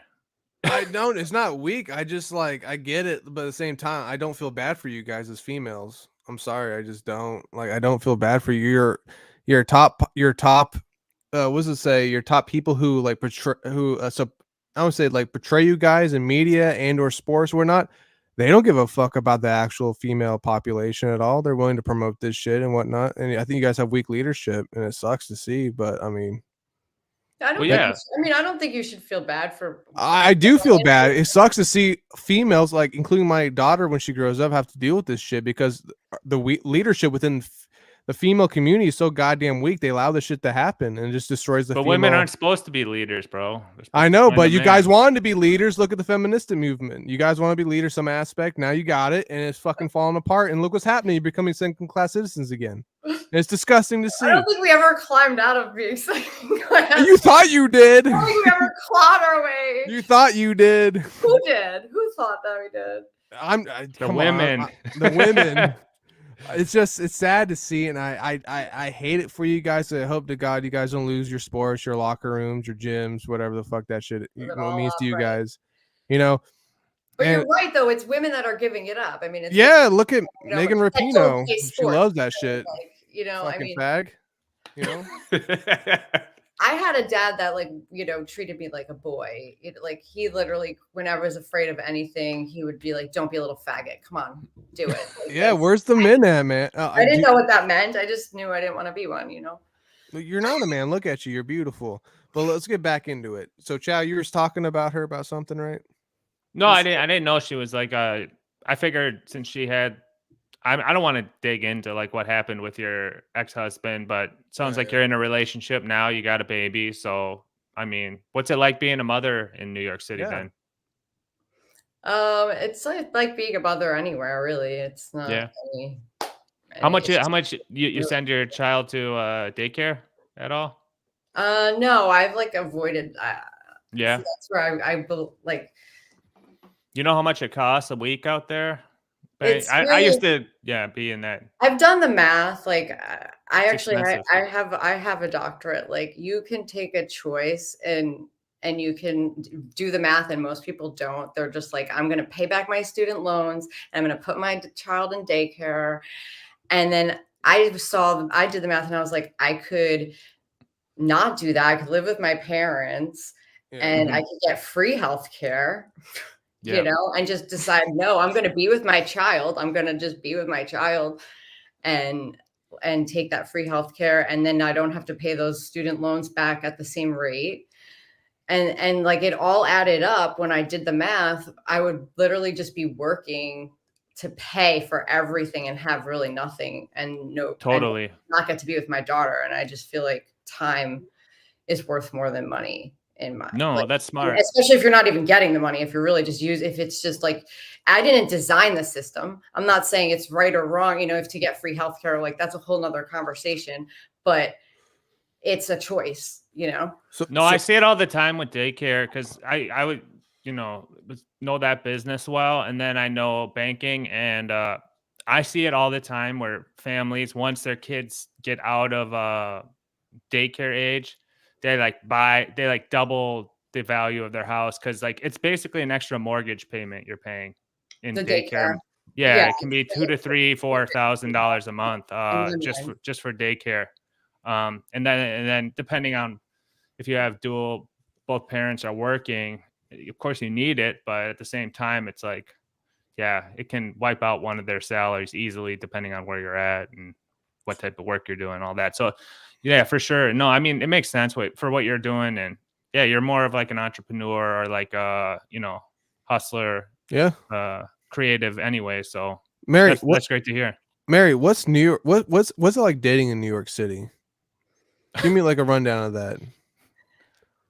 Like in terms of like where you you go on a first date with somebody, like what's the most weirdest, sketchiest thing you ever had? Because you're a beautiful female. I'm sure you had some weird kind of like, you're like, okay, I mean, I'm leaving now. This is weird. Like, tell me something something crazy. All right. This was in Hawaii after my husband died. Okay. I went out with this guy and he had me meet him by the beach, and there was this restaurant at the beach. And so I assumed we were going to the restaurant at the beach, and I get out of my car and he gets out of his car and he's carrying around this, like what looked like a hamper, like one of those like folded up, like saucer hampers, like under his armpit. And I'm just like, what? And he's just like, just kind of waves me off and he's engaging me in conversation, and we're walking and, on the beach, and then we are passing by the restaurant, and I'm just like, aren't we gonna? And he's like, no. Like, No, you go in this. I got something better. Like he's like, I got something better, and okay, you know. And then we keep walking, and then he dramatically stops me, and we're looking out at the ocean, and he says, "You see that?" And I'm like, "Yeah." He's like, "It's almost as beautiful as you." And as he says that, he threw the thing that was under his armpit into the air, and it opened up into this tent. Yo, my boy came to play. As he threw it, one of his dreadlocks hit me in the eye, and my contact came out. That's and hot. I'm thinking, I'm like holding my eye like a pirate, and I'm thinking, like, this is gonna be some like Harry Potter tent, like this with like light fixtures and Right, there's a goddamn bed in there. You're gonna be a Roses. waitress in there and food, right? And then so we get inside, and it's like one of those shaman like sweat lodges. It's so it's hot. Fuck and yeah. I'm holding my eye, and he starts telling me about like all this fancy art that he has, and then he starts trying to like negotiate a price with me, like a price with you. Oh, for the fucking art. Yeah, like and then like I was a fucking hooker. Oh, first, was he trying to sell his art, or was he trying to pay for you? First, he's trying to tell me like how high his net worth was, and then he's like, and not only is he trying to negotiate a price, he's also telling me that he has Plan B in his car. Oh yes, sir. Oh. You came prepared, baby. And he's like trying to negotiate a whole That's respectful. a whole thing. You fuck him or not? With me. No. Yeah, you did. Oh, yeah, oh my you god, did. no, I didn't. No, I didn't. Okay. But you know, Yeah. the joke is though, if you let me finish, it was so he's trying to negotiate a price with me, and like I was a hooker, and I had hit rock bottom because I had gambling problems. And if he wanted to hit bottom, it was going to be 500 more. Damn, But no, actually, that did really happen, but I really didn't. But I didn't sleep with him, and I was like that. But he did that part did really happen. So No, I got a question. Like, are you a natural redhead? Mm-hmm. So, do you feel like there's like certain dudes who are like into like redheads or something? Like, I wonder what it's like, because I mean, I do a show with this guy named Patty Broken Skull, and he's like he's a wild motherfucker. He's a redhead, and he's like, oh yeah, we have no souls, we feel no pain, like all this type of stuff. And there is some truth to like redheads don't feel pain like as much, like medically, like they're harder to put under anesthetics in doctors' offices and all that type of stuff. So we feel more pain, actually. Oh, There's a scientific proof that redheads feel more pain, and we need more pain meds. They have a higher pain tolerance, I think, is what it is. I don't know. Is that all right? Well, I mean, I think that there's redheads that say that. I'll check at my doctor's office tomorrow. That's like typical, like I'll check the literature. masking redhead. literature. We're so tough. We're fire. No, well, okay. So, okay, what about so when men seek you out, is there does that like become like a fetish like type thing, or like what is that like? I've met every kind of guy, honestly. Like feet. I thought I had ugly feet my whole life because my dad told me my feet were skinny and ugly, and then I found out that I had like fetish feet. Sexy. So, Really, you do? yeah, some feet. Let's see that. Oh, Jesus Christ. Good. Yeah, I'm not like into the feet thing, but they look nice. Yeah, oh, here's a question from one of our best fans and I love former co-host, former guest. co-host. Well, she guest co-hosted when you were off a couple times. Yeah. She's one of the top. She's a top OnlyFans creator too. But she's asking, are you into other women at all, or? I've like tried out women. Yeah, tried it out. I've tried it out. Tell us that experience. It really wasn't for me, to be honest. I think Gaelish is a natural redhead too. But am I attracted to some women, and do I want to feel their boobs? Yeah, totally. Do women kiss better than men? Like, yeah, like making out. We're both clicking it. She's dabbled. So like in the dabble verse, we talk about dabbling in different arts. So you've dabbled in ladies. That's what we'll say. That was my pussy spank. That was me.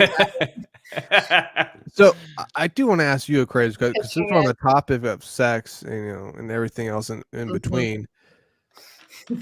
I saw you posted, what was it, that you're not a nymphomaniac, because that'd be crazy.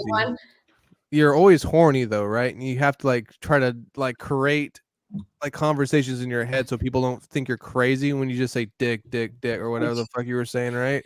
Like go in with that with me, like what, like why are you just so sexually just want cock? Like what's going on? Or I just think more sexually. I think some people are just like, I mean, I was like remembered climbing. Like, what's the earliest you remember getting off, like having an orgasm? Me? Mm-hmm. I don't remember. Probably like 13, 14. Yeah, maybe a little younger, but around that 12, Okay, 13 I was like age. 4 years old. Like I can remember. 4? I figured that out. You know what I mean? So what? Just mechanically, not like I was mechanically putting me on. Yeah, like climbing a pole, sitting on my heel, gymnastics, like the balance beam.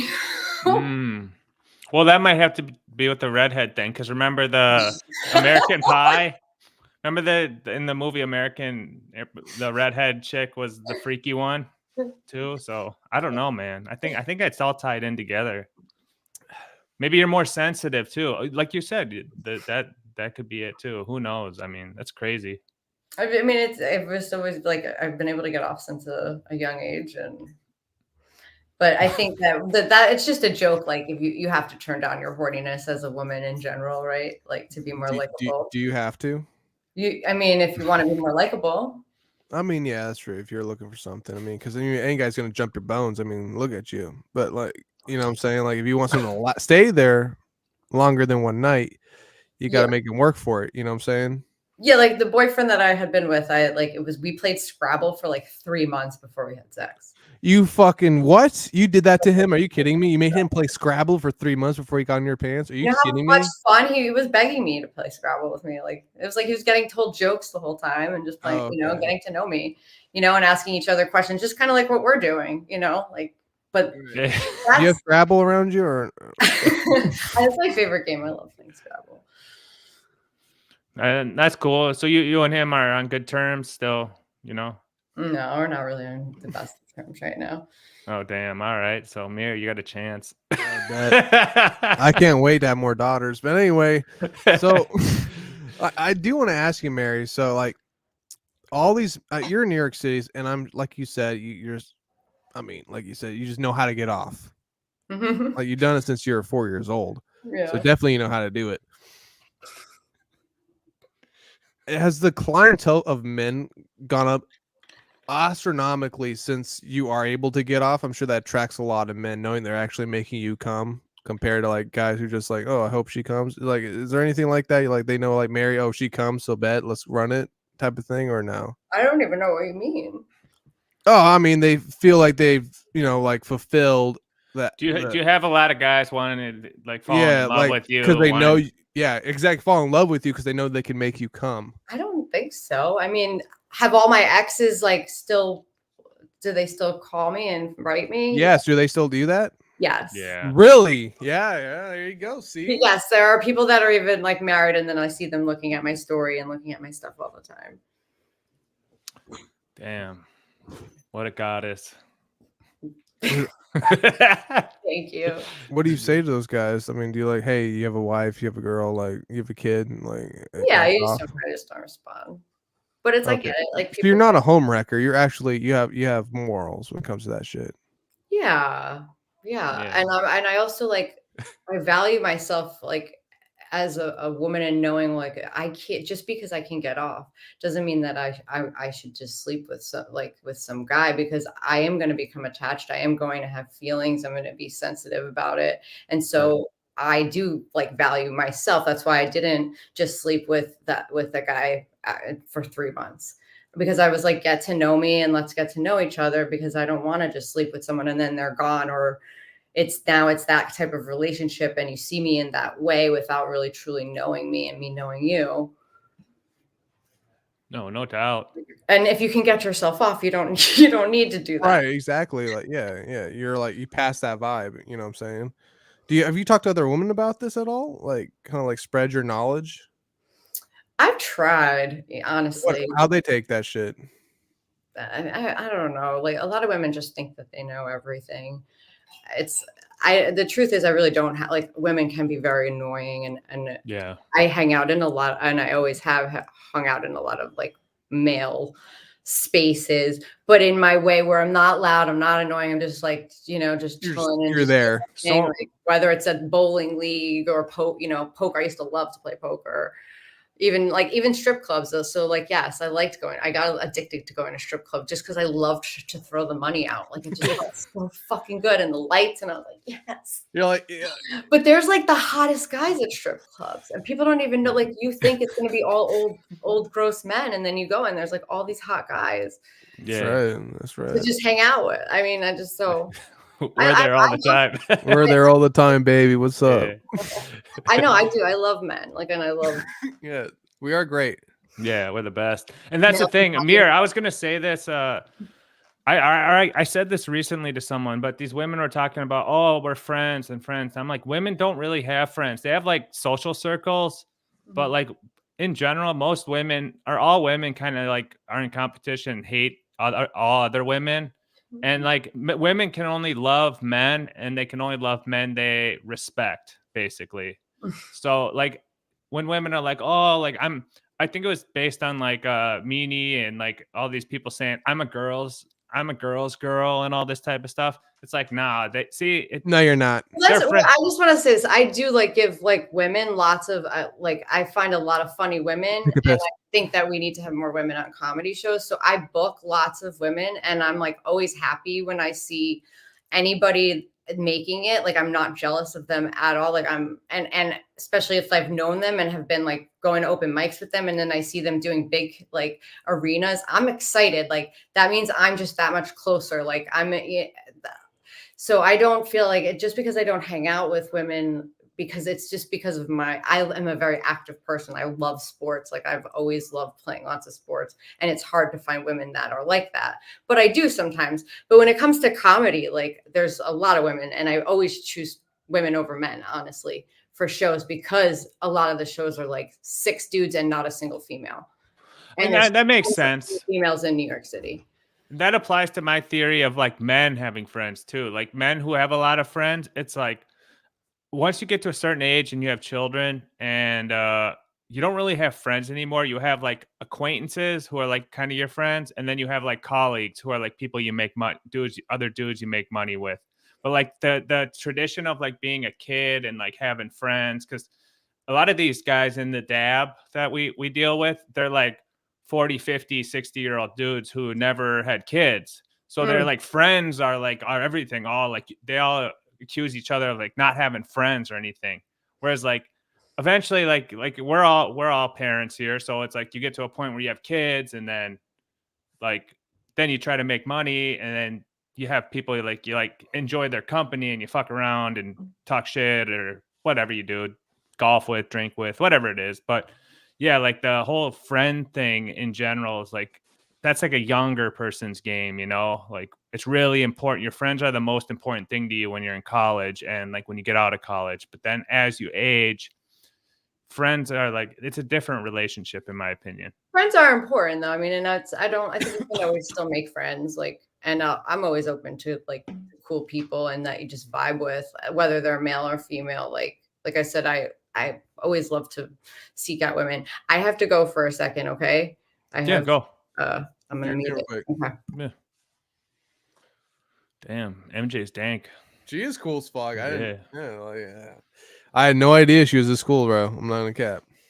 I didn't know she was until she came on, because you booked this. I saw some people asking earlier. We were supposed to have Sven on, but he ghosted on or he missed the call time this morning. So we'll get him on. Did you hear anything? I don't know. Nah, I didn't check. It's all right.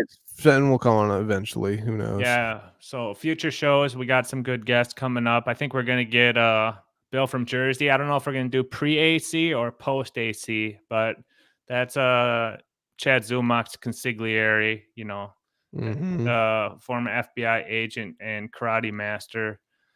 Bill from Jersey will be joining us, which will be fucking dank. He's a good dude. And then we got we're in the works to get Big Sexy, Sean McCorkle, former UFC heavyweight and commander-in-chief of PF Chang's, aka TFATK Reddit. He'll be on to talk all things Brendan Schaub and PF Chang's coming up. So in the meantime, we're still just running it interview style, but we're gonna try to build out some more fun shows. Especially, I had a concept that I want to run by you, Mir, and maybe the crowd would like it. But what is it? Let me hear it. I want to. We're talking with Ski to do Ski and Cabana, but I would love just getting like even if it's just a bunch of dudes like Ski, Cabana, ATP, Stancil, ATP, just get a bunch of dogs on and like maybe call it like some special event show one night. The dog pound or something. Yeah, and just like have everyone just like tell like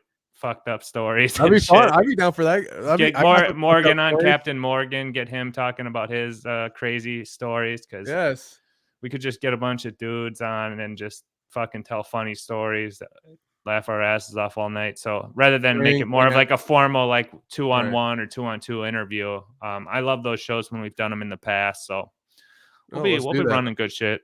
Yeah, I'm down for that. That'll be a lot of fun. I love Ski Mask. He's a good man. His brother's a good person too. ATP is a good guy. Everyone's good on that. So yeah. And then shout out Brendan if someone's gonna clip it. Thanks for spurging on me today on your stream. Hey, everyone in the chat, remember these boys? I saw these at the store, bro, today, and I was like, I gotta get these. I remember these back when I was fucking drinking these things. I was like 18, 19. I was like, holy shit, Rolling Rocks. I was like, yes, I gotta get this. Yeah. Oh, Imhold, I wouldn't mind getting Aaron on. I kind of want to get April Dimehold on too. I want to get Aaron's wife on to see what that's all about.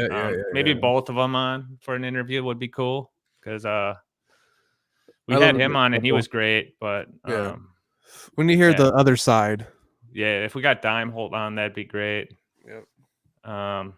I was gonna tell her about DeVito's because she was.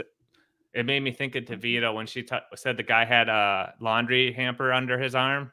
Yeah. Oh, fuck. Yeah. So we can ask her. We should ask her. We should ask her more questions about Ray. Like she doesn't know him. No, it's all right. We'll just say, hey, what do you think about a guy who did this and does this? Like, what's your take on that individual? I don't know. It's too hard. She's gonna say he's trash no matter what. No, it's not gonna make sense. Yeah, but we can't. We gotta lay off Ray. Oh, speaking of which, Ray, if you're watching, I know you have me blocked everywhere, but I want to show something that I'm actually concerned about with Ray. I paused this stream over here. Yeah, go ahead. But Ray had revealed last night that he put concealer over these spots here on his face.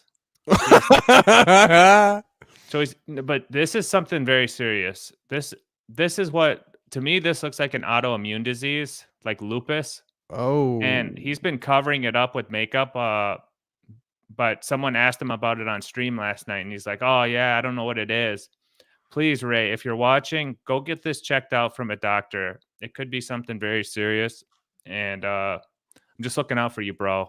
So if you catch this stream, or if someone can clip it up and send it to him, because I can't get a hold of him anymore, please, Ray, go get those that checked out, because it does look like lupus, bro. Yeah, so I saw him talking about it and joking about it and ignoring it like he tends to do, but I wanted to tell him, yeah, man, take it serious, bro.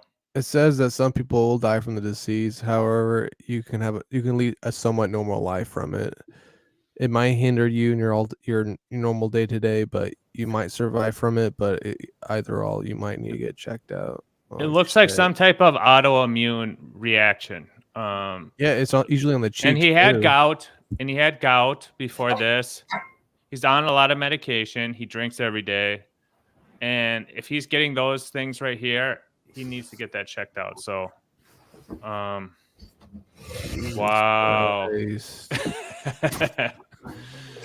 You are a Looking cat. good, queen. When I sit up here, is it gonna feel like I'm not looking down on you? No, I'm like a No. student looking up at you right now. we I'm love all it. ears, baby. You just want me to read you a book?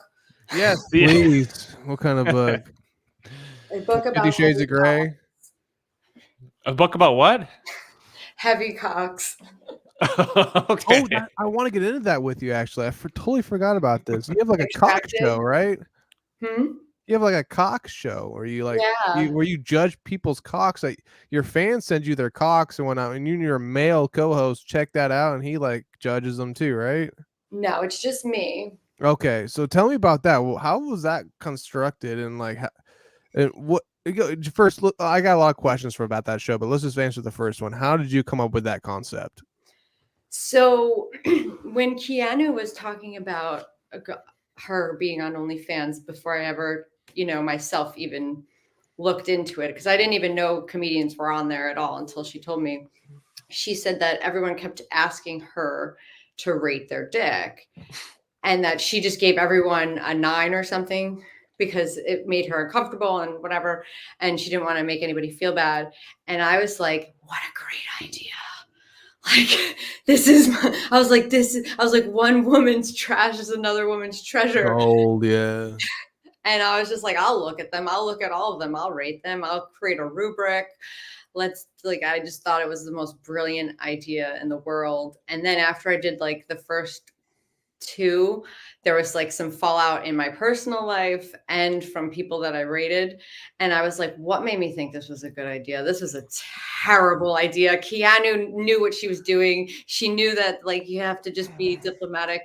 But then, and I was like, I'm done with dicks and I'm done with Dickstracted. It was a stupid idea. And then people kept messaging me, like women and men, that they loved it. And they were like, when's the next episode? When's the next episode? And I was like, all right, I guess maybe I do have some gold, some cock gold here. Let's just do it. And I mean, and with podcasting, like what everyone says is you have to just do it. It doesn't even matter. Like you just have to practice getting on there and doing it. Right. Right. So I'm doing it. What? So swimming in the dicks. So what makes someone get a high ranking in your opinion? What's some of your criteria? Well, so I rate everybody on 5 categories. Mm-hmm. So there's like length, width, overall appearance, swallowability, and perceived like fun, perceived enjoyment. I knew it was PE, perceived enjoyment. So like someone could rate a little higher out of 5 on the swallowability, maybe if they're not quite as like ginormous. Right. Where that maybe they like, or if they're like super hairy and jungly, like they'll lose points on overall. You don't like that shit? You don't like the natural vibe? Catching a stray in my throat? No, thank you. You don't like flossing with that shit, bro? Come on now. Like if somebody has like weird stuff in the background of the picture, like every now and then it's like I could tell like, I don't know, I can just tell it's like a teenager or something. Yeah, like you ripped with it, right? You got some rifting going on the show, I'm guessing, with that guy. Yeah. No, so I do the Dickstracted by myself. The one I was doing with my boyfriend was a get rich or cry dying. Oh, okay. That was just where we were just like riffing and talking about stuff. But he hasn't looked at any of the. I've been trying to find a woman. Is that your ex-boyfriend or your current boyfriend? I mean, I guess he's my ex-boyfriend, but we've been on and off a little bit. Okay. So, want to call it too soon. I don't want to put it. Let's continue on with this. I don't want to put a damper in your story. I'm sorry. Continue. I'm just trying to keep tabs. You good? He doesn't do the Dickstracted though. So I've been looking for another female. And now I have a few girl comedians now that it's kind of established that say that they'll do it. Because I think it would be fun to not only have what I have rated, like to go back and look at the same dicks again and see what another female says. And she could be a good co-host for you. Yeah. Pretty Dalish. Yeah, Kelly. She's really into dicks, I think. Yeah, she's an OnlyFans girl too, so you guys have something in common. And you're redheaded. And you're white. But no. So okay, another thing that you Made in heaven. another the Holy thing. Trinity. So you judge based on like the pubic hair too. Mm-hmm. Okay, so what's your take on like men who like shave their pubic hair or like manscape it?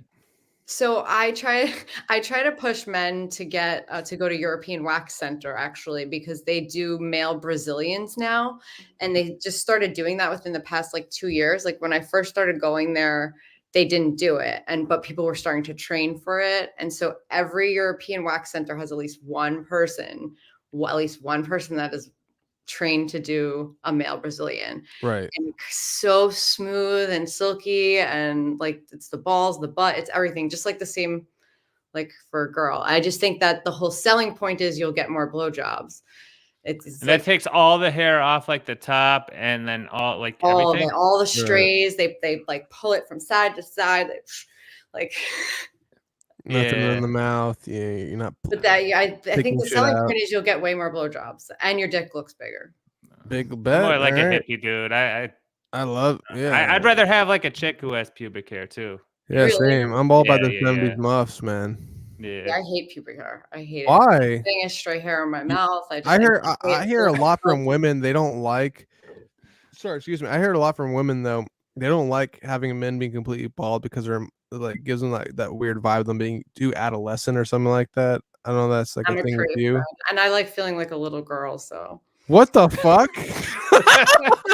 What? I do. Like I do. So I mean, you did come at 4 years old, so I kind of get it. But anyway, I'm still a bad little girl. yes, ma'am. Yes, ma'am. You are. But no. You got some fans in the chat. You who are. You're actually getting fans they're now. loving I'm this. shaving it up. Go to European Wax Center. No, but so you're running the show about cocks and whatnot. What's the nastiest cock you've ever seen someone send in? You're like, you know what? This is something that should not be human. Like, describe that to me. What's the grossest cock you've ever seen? So far, a lot of them have been pretty nice. There was just two. One was so small and like it was like insulting. Like, what are you sending me like a soft penis for? Like because everybody else took pride in their dick, you know.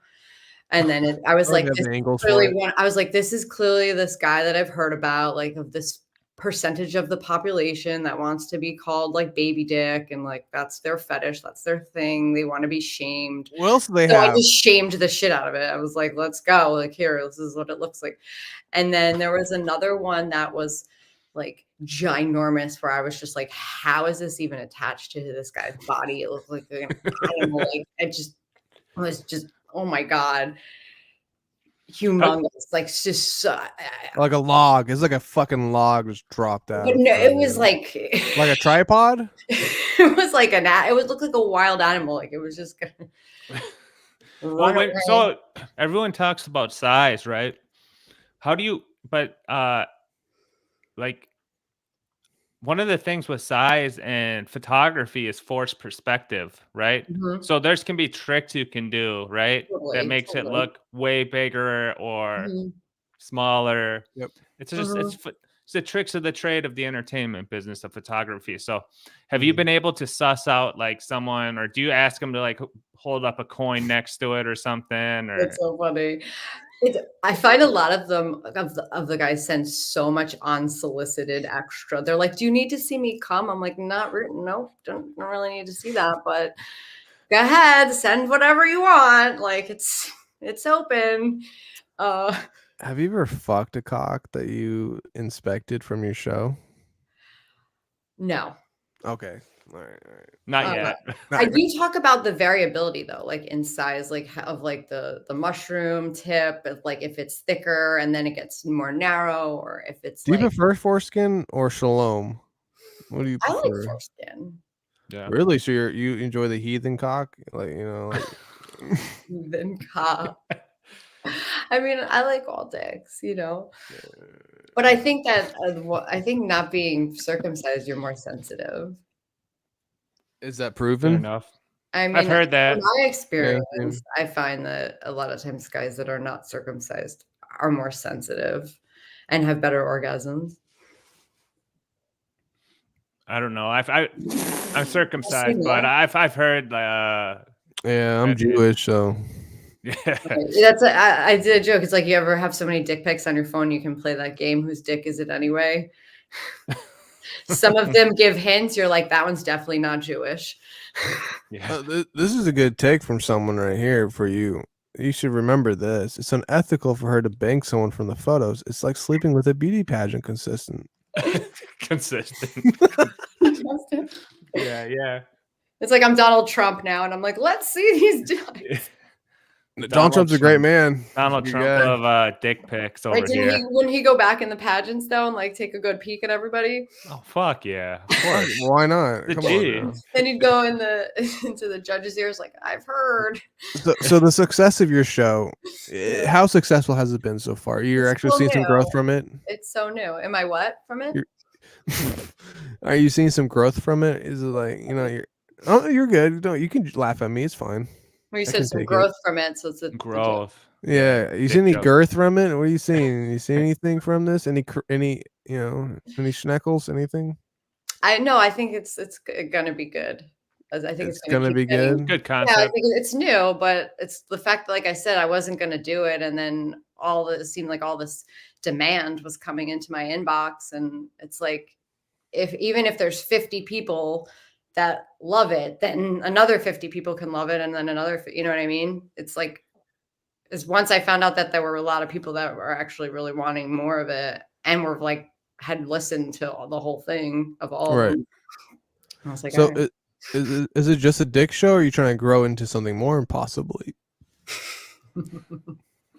grow into something more like what? I don't know, like about you. I mean, podcasting is a huge thing right now, right? Mm-hmm. Yeah, I mean, I'm just like I said, I was just practicing doing it. That's why I said yes to coming on your show without even really knowing anything about you guys. Right? No, you've been amazing. Yeah, awesome guest. Yeah, thank you. Of just getting out there and doing stuff, and you find out as you go. What? Right, putting your name out there. My thing is, though, hang on, let's not get off track here about all the great things you're saying about us, because I appreciate you buttering us up, but my thing is, your show, it has a lot of potential. It's like a great segment, right? You know what I'm saying? It's like a great little piece, like who knows what, but great concept. Yeah, great concept. But at the same time, that can just be your whole show if you want to grow down into the future, possibly. I'm sure you want to add other segments like, hey, judge my cunt, judge my pussy, who knows? Like, you know what I'm saying? Like, are you trying to like grow it into something else? You could put it only on OnlyFans. You know what I'm saying? Like, I don't know. I'm freeballing here. What I'm hearing is that you guys just discovered a new segment that I just gave you that you're gonna now do together. We have ladies, send your pics in. Get those pics into these. We got guys so many right groupies. Here. We got so many groupies. We could start doing it, Mir. Send those pics. The dab groupies hitting us up all the time. So you guys are gonna start getting all those pee pics. Well, that's the thing. I think it's a great idea, but you can even look at like the Are You Garbage guys. Like they just started a concept show based off of asking 20 questions about being garbage. And now they've got a whole career of touring around doing just their stand-up, and they do their show. But so it can grow just organically into her other art of doing stand-up just from doing that. So Well, and I would say we were doing the Get Rich or Die Crying, and then I just did a couple MJ Murphy podcasts that could just be like my pot, where the same thing, like where I interview and talk to different people. But I've been working on getting other women like just to do the Dickstracted with me. Like I said, I think for me that's like the next little step is just to at least have somebody to bop off of. You should ask Christy or Keanu. They're not interested. Why? That's why Keanu didn't want to rate Chrissy's edgy. I've seen her. She always acts like she's edgy. Yeah, she's. I mean, I can tell you she's not interested. I asked the amount of people I've asked to do it with me that have said the no is astronomical. Really? Yes. Women don't want to look at dick pics. Like that's if anything has come from it, it's like me talking about it in my stand-up. Wouldn't he come to hop on I really discovered the whole process of like most women that get a dick pic, it's completely unsolicited. Like rarely is a woman like, please send me your dick pic. I need it. I want that. It's and what I discovered is that like what happens is like you'll send a guy one picture of like cleavage or like a hot photo and he's like, it's on. He's a simp then. He's a bitch. I'm sending her my dick pic.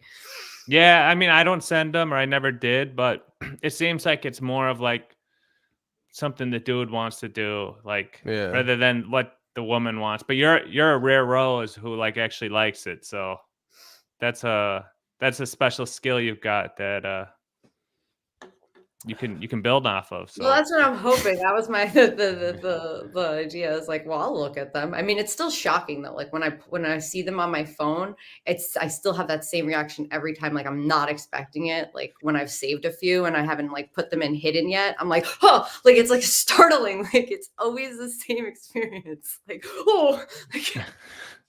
Well, I think Stancil was trying to do something about that too. He was doing but I think his manager, like if you paid $50, you could send your dick pic in. But this is way better, because this is MJ doing it for on the big screen or in the podcasting world. So I just think you could do a killing on OnlyFans, to be honest with that. Like, if you grow into something, you convince other comedian females who are somewhat decent, and you say, like, I'm not trying to put words in your mouth, but like how you say you do, a lot of people in New York City scene, just find a few females who are somewhat pro, who know some people or something like that. They can get on, maybe get some famous guys on there, like Mark Normand or something, and then have them judge dick pics with you. Be good to go.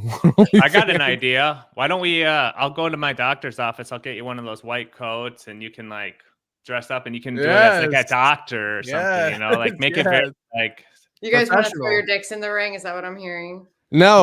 We want to be producers in the Mary. whole game. Yeah, we want to help the show. We want you to be. You guys want to you want to see some full. I love cock. I just want to be helpful. We're the puppet masters in the behind the scenes, cashing the checks as producers and you guys it sounds like you guys could start, like I said, start your own segment where you rate pussies or you rate tits, and you can't do that on YouTube Live. Come on, bro. What are you talking about? We could, but we just you could do it on well, I did it on YouTube. You don't show them. What's the point in that then? You gotta show. I'm not showing people's dicks. Why? I'm just described. That's because it keeps it like a safe thing. No, it's like it's all about the description of what I'm seeing. And, okay, what about whoa. You just kind of opened my eyes to your show. So you're not actually exposing these people's dick pics at all. You're just talking about it. Mm-hmm. I say their name. I'm like I've tried a couple different formats. One of the formats was I actually did like cock versus cock, where it was almost like a tournament style, where it was like right. People need to see the cocks. Huh? People need to see the cocks though, so we can judge for ourselves. That keeps it interesting for us. When you choose something, we're like, oh fuck her. I don't know. I don't think so. I think if I put the cocks, it's way too like graphic, and it takes it to a whole nother. Go to OnlyFans with it then, sister. But like. My OnlyFans is still more like of a safe thing, even that. Like it's for comedy. Like I don't want to. You're low key spreading your legs on your OnlyFans. So how's that for comedy? No, I'm not. I don't understand this. Well, it's versus low key versus not low key. That's for one, and two, like to have people to talk on a show that I can put on YouTube and I can put on Twitter and I can put everywhere, then if I don't show them, I can actually do that. And if I find another female to look at it. Do you hear your argument here? No, but I know what she's saying, because I assume if you look at your demographics of who's watching the show, I bet it's a lot of dudes, right? It's dudes and females actually. Okay. But and then I think they get off on her talking about it more than them seeing it and then them trying to judge it themselves too and see where she's right or wrong. Right? Yeah. Yeah. So I think that I understand your point, Mir, but I understand her point too. Also, no one wants their dick to be seen, believe it or not. Like, why are they sending it? They want me to judge it and they want me to talk about it, but they don't want their dick. I mean, I'm sorry. Wouldn't you send your cock pic out there? Hey, get ready for someone else to watch it. I don't understand that. Like, this is my thing though with people. It's just like you send something out into the public space. Why are you acting surprised when it gets exposed? I don't understand that. Like, What- I'm sorry, you fucking pussy. Are people sending it through like IG and Twitter? They're to sending you? it through I have an email, and then they and people have sent it on OnlyFans as well. And Sorry. made a payment. some But people but it's a private message, and they ask me, like, I honor that. Like, I would never just I don't honor shit. expose someone. So I don't know. if I said, hey, there's this private to you, then I'll you expose said everything. I you don't would- give a fuck. You would tell me yes, and then you would put it out there. You send me something, I share it instantly. That's so fucked up. I'm about to block you on my OnlyFans. Hey man, I'm just saying, bro. Like, I don't understand. And you support this. I don't get that. Mir, Like, you're getting blocked. I don't give a fuck if she blocks me or not, bro. I mean, I already saw the pictures, and she's trying to like confuse me and like saying, "Oh, it's not softcore porn," as I show my pussy lips through my underwear. I'm just saying, like, bro. You can see my pussy lips through my underwear. Oh, come on, sweetheart. They were right there in front of you. All I'm saying is this. Consider it safe. Okay, I don't want to offend you because I don't want to piss you off because you have been amazing so far, and I really don't want to lose this opportunity. I just want to say, I just want to say this so far. You got to understand this. Your show could be so much greater if you could show these cocks off. Okay, I'll take that note. Okay, I mean, you can I take got it. the note. All right, I disagree with what you're saying. I made my point on this, and I kind of see both of your angles on it. I see where you're coming from. It's not like I don't see where you're coming from. But I mean, I think it's just, I think if you're doing it on YouTube and you jazz it up in a production, like I said, the doctor Do animation maybe. Have like animation cocks fight each other. But I mean, it sounds like it's working out well and it's good. And you got your comedy going. You got a lot of cool things going. And honestly, I hadn't heard of you until 30 minutes before we went live because Mir booked it. And I think you were a fucking awesome guest. And yeah, really entertaining. So, This has been fun. Thank you. Thank you for having me. Yeah. Mir, you got anything else you want to say before we wrap up? Yeah, show those cocks. Anyway, besides that, Mary, you want to plug anything real quick, like a comedy show, Gino Pisconti, anything you want to plug? Gino Pisconti. I guess just follow me on Instagram, MJ Murphy Comedy. And then you can find everything else from there. Right. Cool. And yeah, appreciate it. And yeah, I mean, I'd love to do it again sometime. Maybe we can set up some concept with some other chicks, or I don't know if we do, but we really got to learn a lot about you through this interview, and we're fans. So thanks again. Amazing. Yeah, appreciate it. All right. Thank you. Bye, Mary. Bye. Bye. Great interview, Mir. Great, other than a great show. I just want to say, for the record, thank you for everybody for watching, and hopefully soon you guys tune in for the Bill from New Jersey, right? Yeah. So I'm just looking at the messages, see if there's any good live ones that I start. Yeah, we'll do Bill. We'll do yeah. Just till next time. Yeah, we got more shows coming. So peace out, buddy.